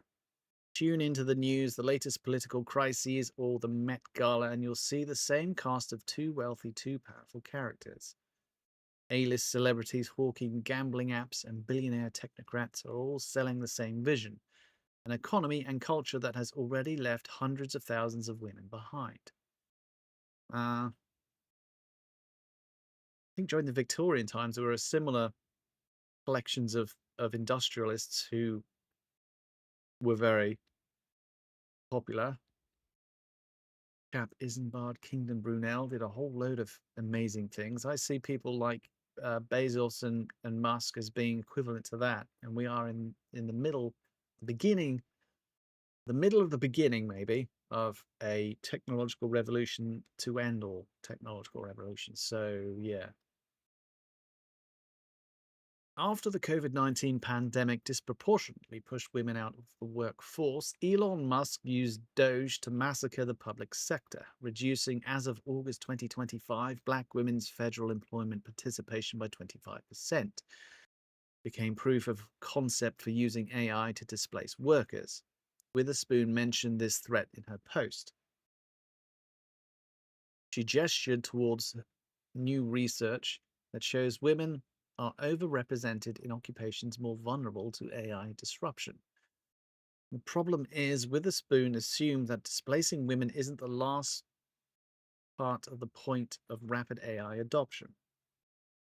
Is it the least part of the point of rapid AI adoption?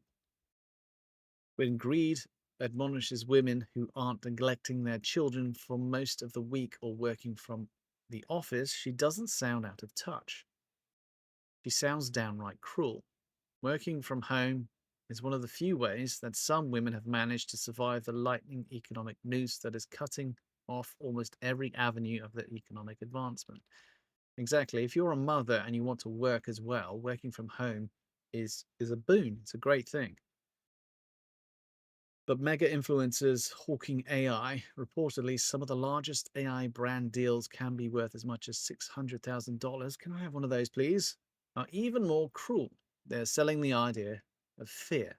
Fear of being left behind works only if you haven't already been left behind. Women can see through the smoke and mirrors. They know that only an almost trillionaire can afford the future. I don't agree. I think there are plenty of opportunities.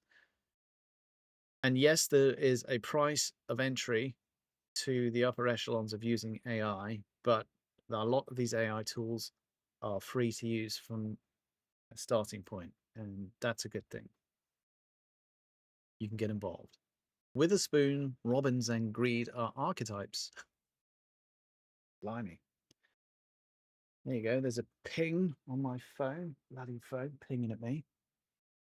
Do that again. Witherspoon, Robbins, and Greed are archetypes for dreams too long deferred. Their brands promised us that in a scary world, all we needed was a little bit more money to be less afraid. It would help, yes. That message belies the truth that women can see with their own eyes. Who the hell is pinging at me?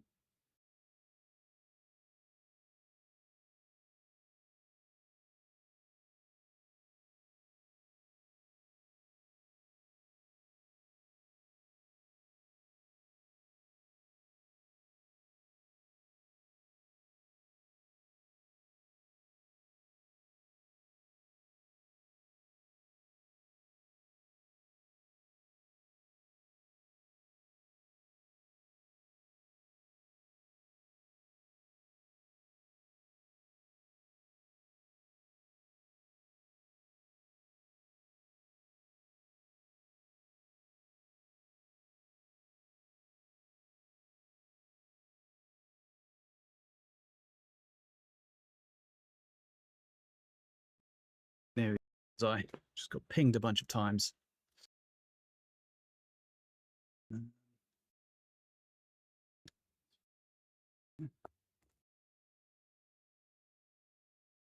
Where was I? There we go. That message belies the truth that women can see with their own eyes.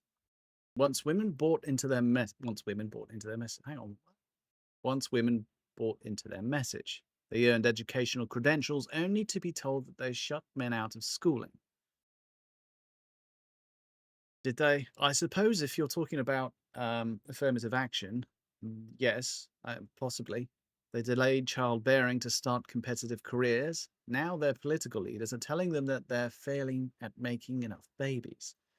They started businesses and brands and built side hustles. Now they're being told that they did not do it enough or the right way for the right people or for the right people. Women are facing an economic apocalypse. Are facing an economic apocalypse. Democrats have no plan for them. Republicans have a plan, and it's a one-way ticket back to housewifery. I don't think so. That's my opinion, though. The girl bosses who promised us we could have it all are now selling the same uncritical AI takes as the men. People can live in suspended terror for only so long. Empowerment won't fix the mess we're in. Women know it now. They're mad as hell.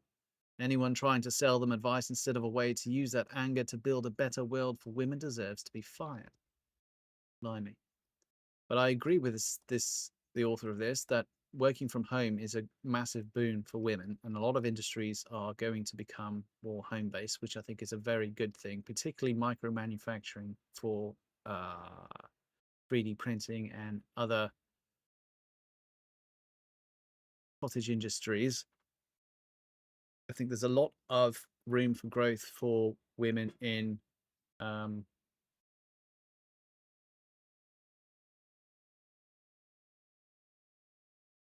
making merchandise, in making products from home, in doing work from home for corporations that will outsource and allow you to work from home.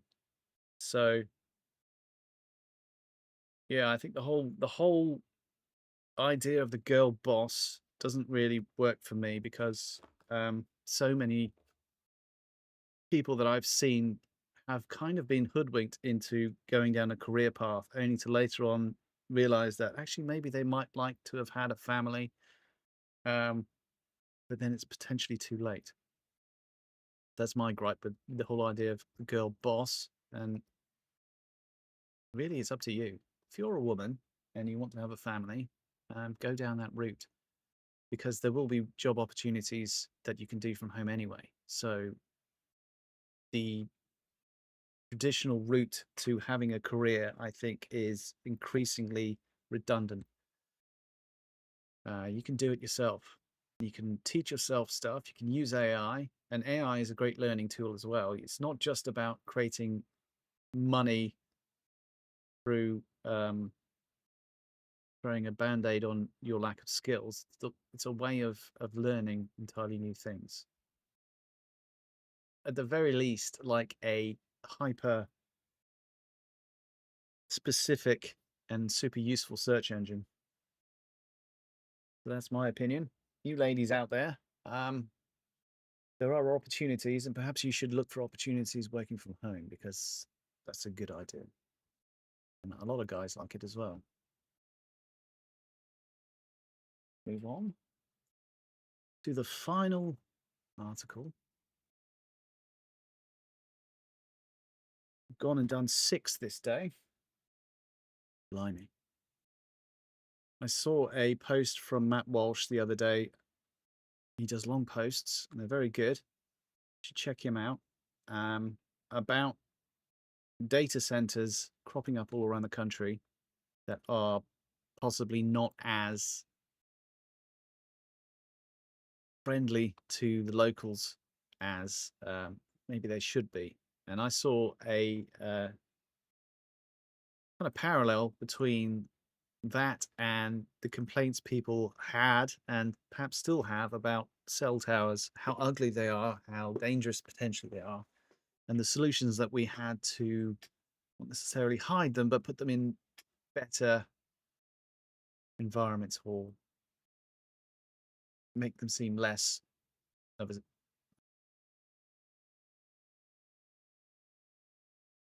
less awkward in the environment. Anyway, this article on The Verge, written by Abigail Bassett. Data centers are coming for rural America, and the jobs they promise don't really exist. Well, I don't know about that part, but there are data centers cropping up everywhere, and I wonder whether there are guidelines for noise pollution and other pollution in near residential areas and commercial areas that perhaps need to be spoken about. At its peak, the Androscoggin paper mill in Jay, Maine, a rural town of about 67 miles northwest of Portland, employed about 1,500 people, until a pulp digester exploded in 2020, forcing the mill to close permanently. In 2023, a 1.4 million square foot facility was purchased through a joint venture by JGT2 Redevelopment and a number of other holding and capital companies. The project is led by developer Tom McDonald. Over the next 3 years, McDonald and his team broke down the mill's machinery and shipped it to Pakistan and worked to clean up the industrial side of the industrial site for resale. That resale agreement was finalized earlier this year, according to McDonald, turning Jay into the latest flashpoint over giant data centers in America. These are the data centers where AI does all of its clever thinking. Maine is particularly appealing for data center developers for its relatively cool year-round temperatures, lax land use statutes, and 54% renewable energy mix, the 8th highest in the nation.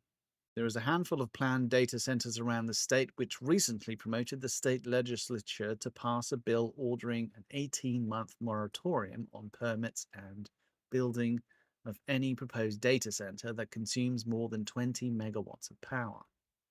Lawmakers wanted to pause construction in order to study data centers' impact on local economies, the power grid, and the environment. But that bill, which would have been the country's first, was vetoed by Maine Governor Janet Mills last month. In her veto, she cited one overriding reason: jobs. A $550 million facility proposed for the shuttered paper mill in Jay, she argued, would create 125 to 150 permanent high-paying positions in a town that had watched its largest employer close. Well, there you go. These data centers need people to maintain them. These machines need powering down and dealing with and replacing, and there's all sorts of maintenance going on. They're constantly working, so it definitely needs people. From mill towns in Maine to farm counties in Indiana, to desert plots outside Abilene, Texas, data center developers are telling local governments, bring us in, give us what we need, add some tax breaks, and the jobs will follow. More than 35 states have responded to offering incentives and more to attract the industry. There's little research into whether massive industrial sites actually deliver the long-term economic gains they promise, but early reports suggest otherwise. Experts say that rural communities often lack the governmental expertise to properly assess how data centers might impact an area. According to recent Pew Research Center data, 67% of planned data centers in the US are headed to rural areas, and 39% are going to counties that currently have none.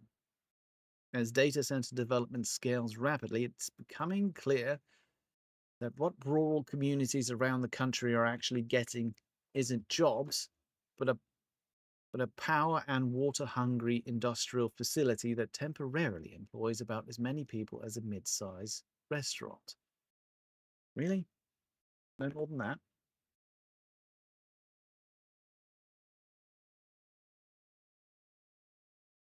The data center fight in Maine. Originally, Tony McDonald had planned to sell the mill to an orientated strand board company called Godfrey Forest Products, which would have employed approximately 150 people, he said. When federal tariffs killed the financial backing for that project, McDonald pivoted to an idea he's been getting pitches about. Most of the people that were contracting us, they were all hat and no cattle, McDonald said. He fielded multiple calls from what he terms data center cowboys who claim to have one of the 7 big tech companies as a client and were looking for a place to build a new data center. When he'd dig deeper into the caller, he'd find that they didn't actually have the backing they claimed. After a few conversations, he began pursuing a data center partnership with Sentinel Data Centers, a New York-based company that specializes in data centers serving the healthcare, financial, and hyperscale industries. What the heck is a hyperscale industry? According to its website. Is that really big things? If you need a massive thing, go to them. Sentinel did not respond to multiple requests for comment for this story. McDonald says that he understands it, that, as he understands it, the project in J will be a neo cloud data center, a specialized facility built to deliver high performance GPU computing for AI and machine learning workloads. If a neo cloud data center is going into an old mill, it will require more than 100 kilowatts of energy per rack, according to industry standards, and will need either direct to chip or immersion cooling, both of which require ample space and water resources. While McDonald has repeatedly said that he is not interested in tax breaks for the project, he did want to leave the door open for potential tax benefits down the road if the town determines that it's worth it. Just before Mills vetoed the moratorium, the Maine state legislature passed a law that excludes data centers from some of Maine's tax breaks for businesses, but it leaves the door open for local municipalities to offer tax break agreements and other municipal incentives. That could spell trouble for small communities like Jay, hoping for a tax windfall to help them invest in schools, community buildings, and roadworks. Maine State Representative Melanie Sachs, the sponsor of the Maine moratorium bill, claims that McDonald did not inform the Jay's Select Board of the new plan to turn the mill into a data center until late February 2026, just days before her moratorium bill was scheduled for a floor vote. The bill was first introduced to committee on January the 30th. The Select Board heard McDonald's presentation in March and voted 4-0 in support.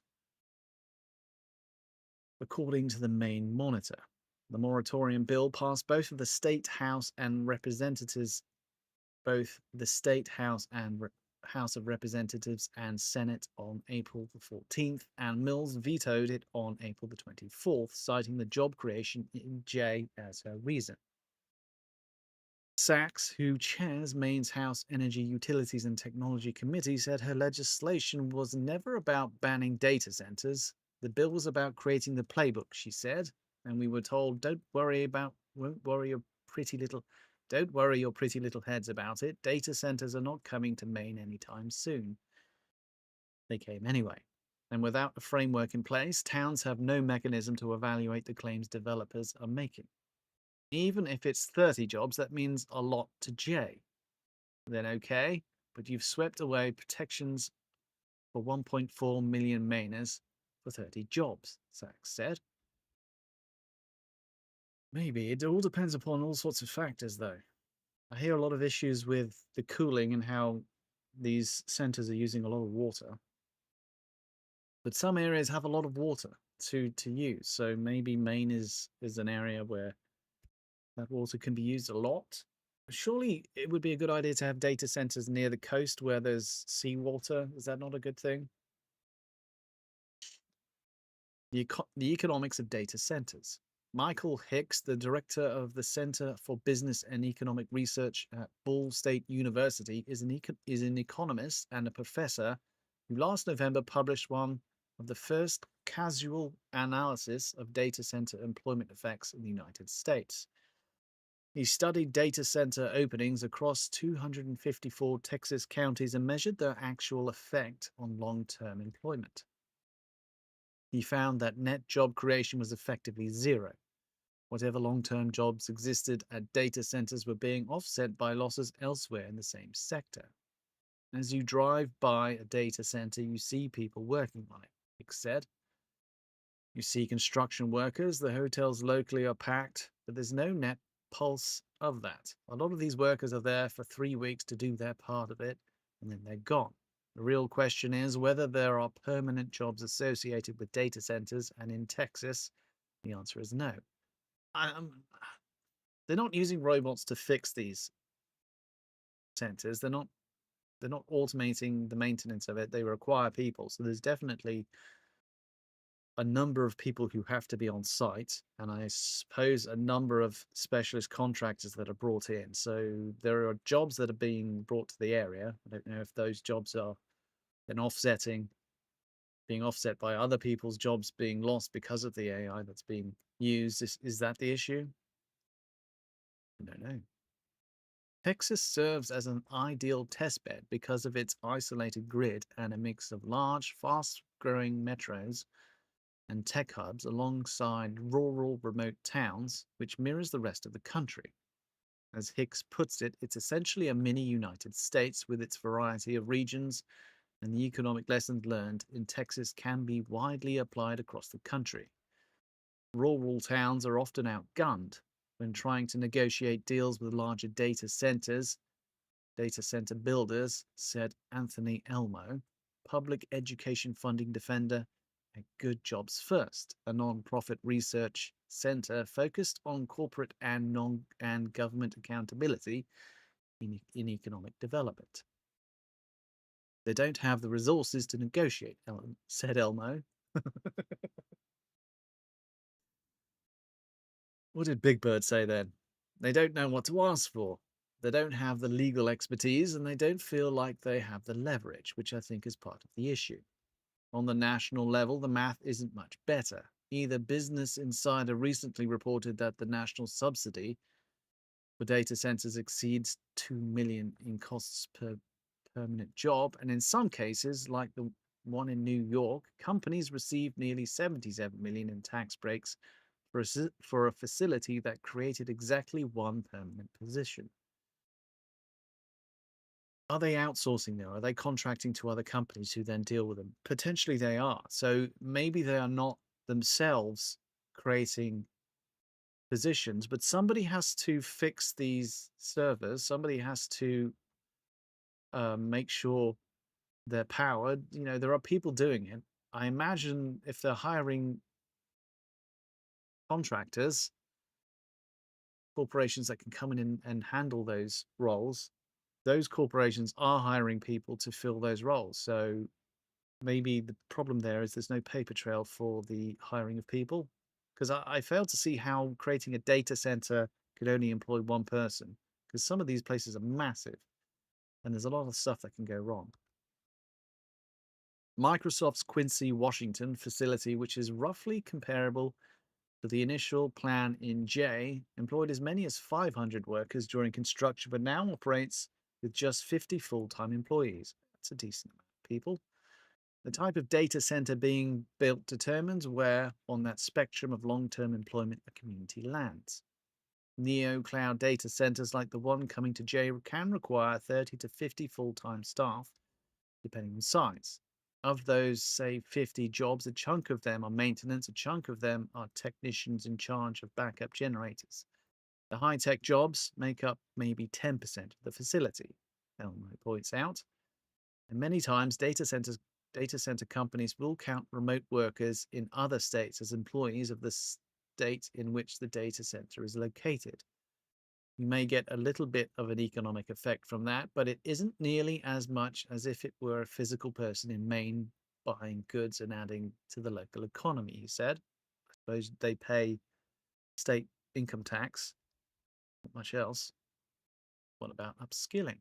Most of the lobbying around data centers focuses on job creation and upskilling, or training workers for new or better paying jobs. But according to researchers, even the retraining argument holds little water. Just under 30% of J's population has a bachelor's degree or higher, while 90% have a high school diploma, according to recent census data. 30% is pretty high, though, really. What should be an acceptable amount of people who've been to university? I think the best course for skilling yourself, for getting skills, is working an apprentice role, actually working on site, in my opinion. And as Ball State University Hicks says, education matters for upskilling.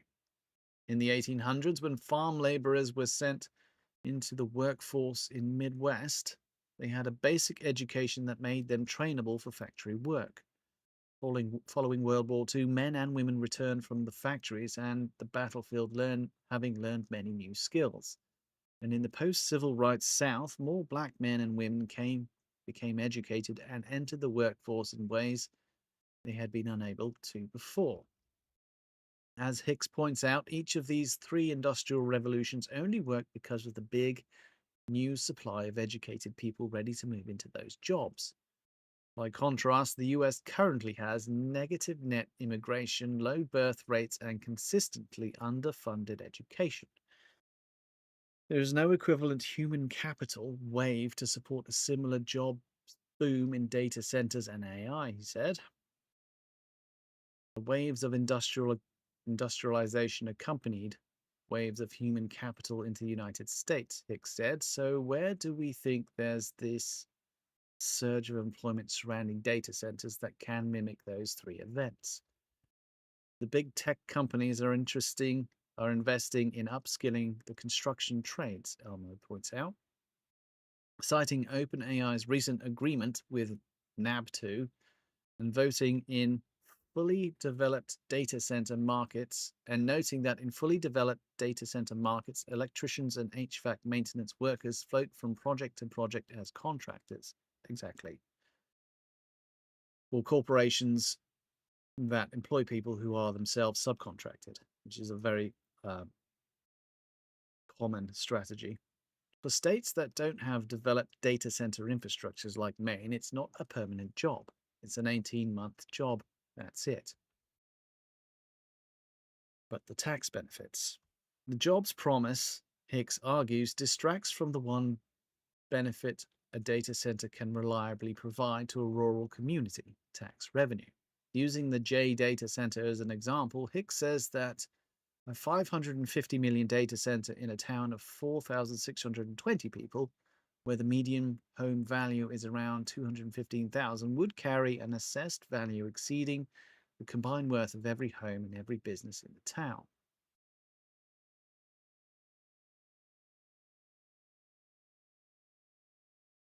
The former mill had a tax abatement but generated roughly 1.8 million in tax revenue for Jay in its last year of operation, according to the Livermore Falls advertiser.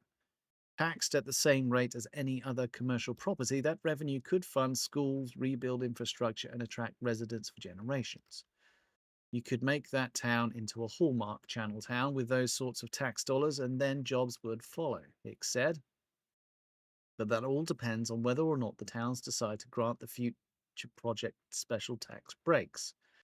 It's not clear precisely how much tax revenue the data center could generate as of this reporting, because there are still many unknowns about the project, including who Sentinel clients might be, the type of data centers that will be built, what kind of tax incentives the town select board might offer, and even how many jobs the data center might bring to Jay. McDonald's job estimates have been all over the map, ranging from 100 to 150 as the project has progressed.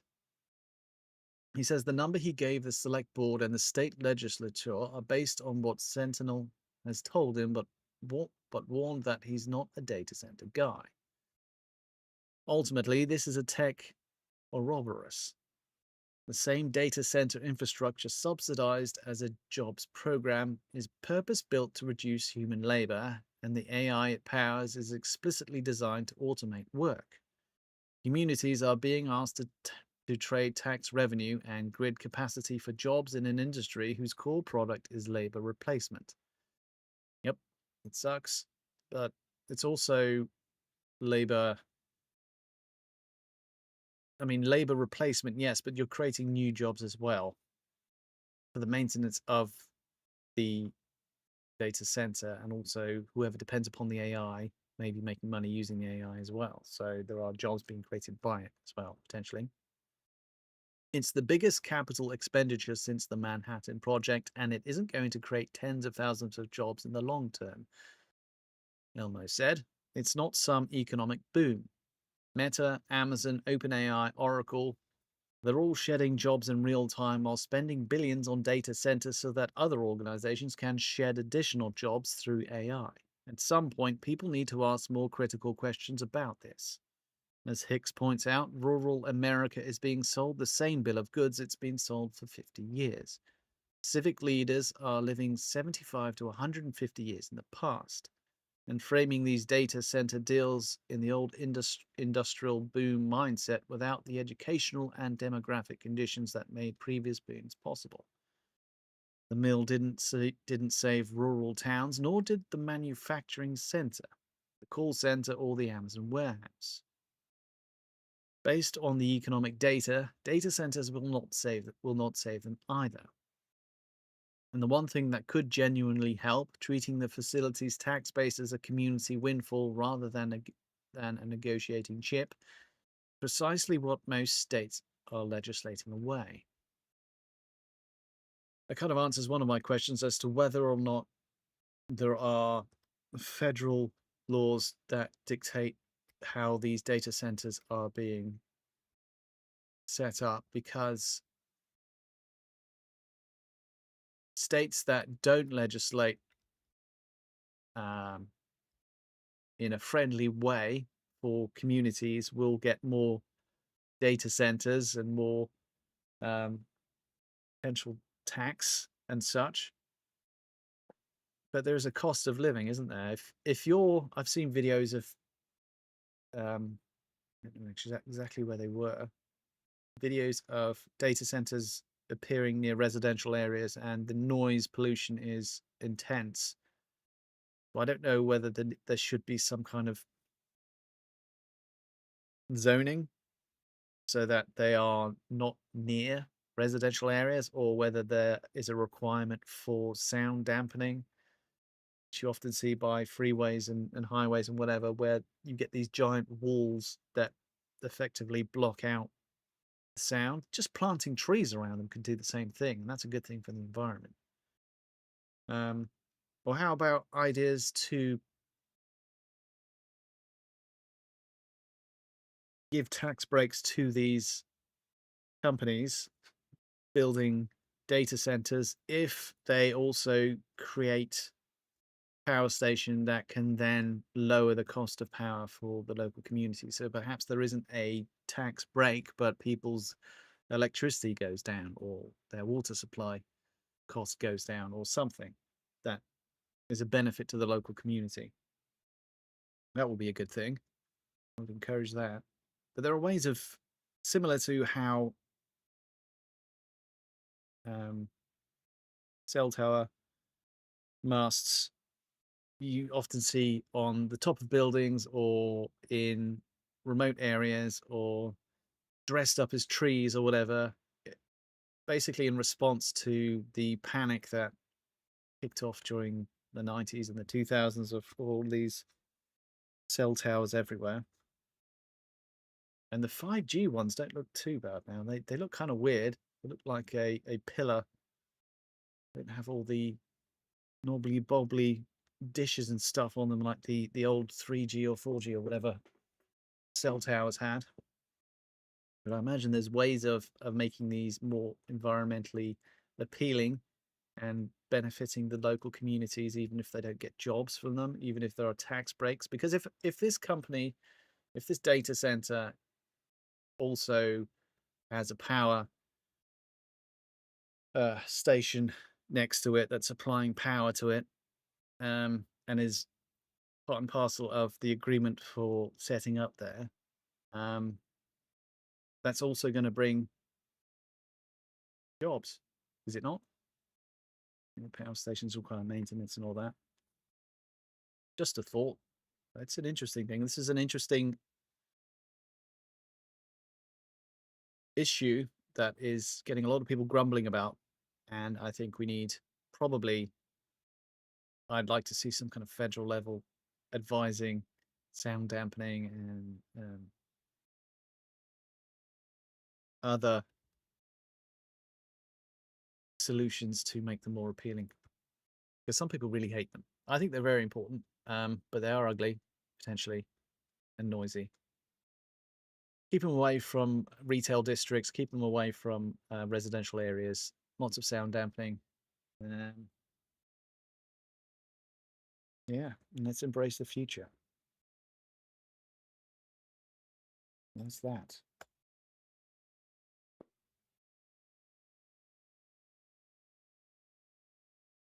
And thus ends today's What the Oink. That's it for now. Thank you for joining me. If you like what I do, hit the like button wherever you are. Big thumbs up. It's very helpful, very encouraging. And come back tomorrow. If I've got the oomph, and I think I'll have the oomph tomorrow, we're going to be playing some more Halo 2. And I'm going to spruce these up. There's another episode coming out in a couple of days. There was one released just today titled, which one was that? What do you call it? Quantum time travel. There we go. Efforts to send information backwards in time. It's an interesting article we read last week. But that is it for now. And the only thing I have left to say is Bigwig out.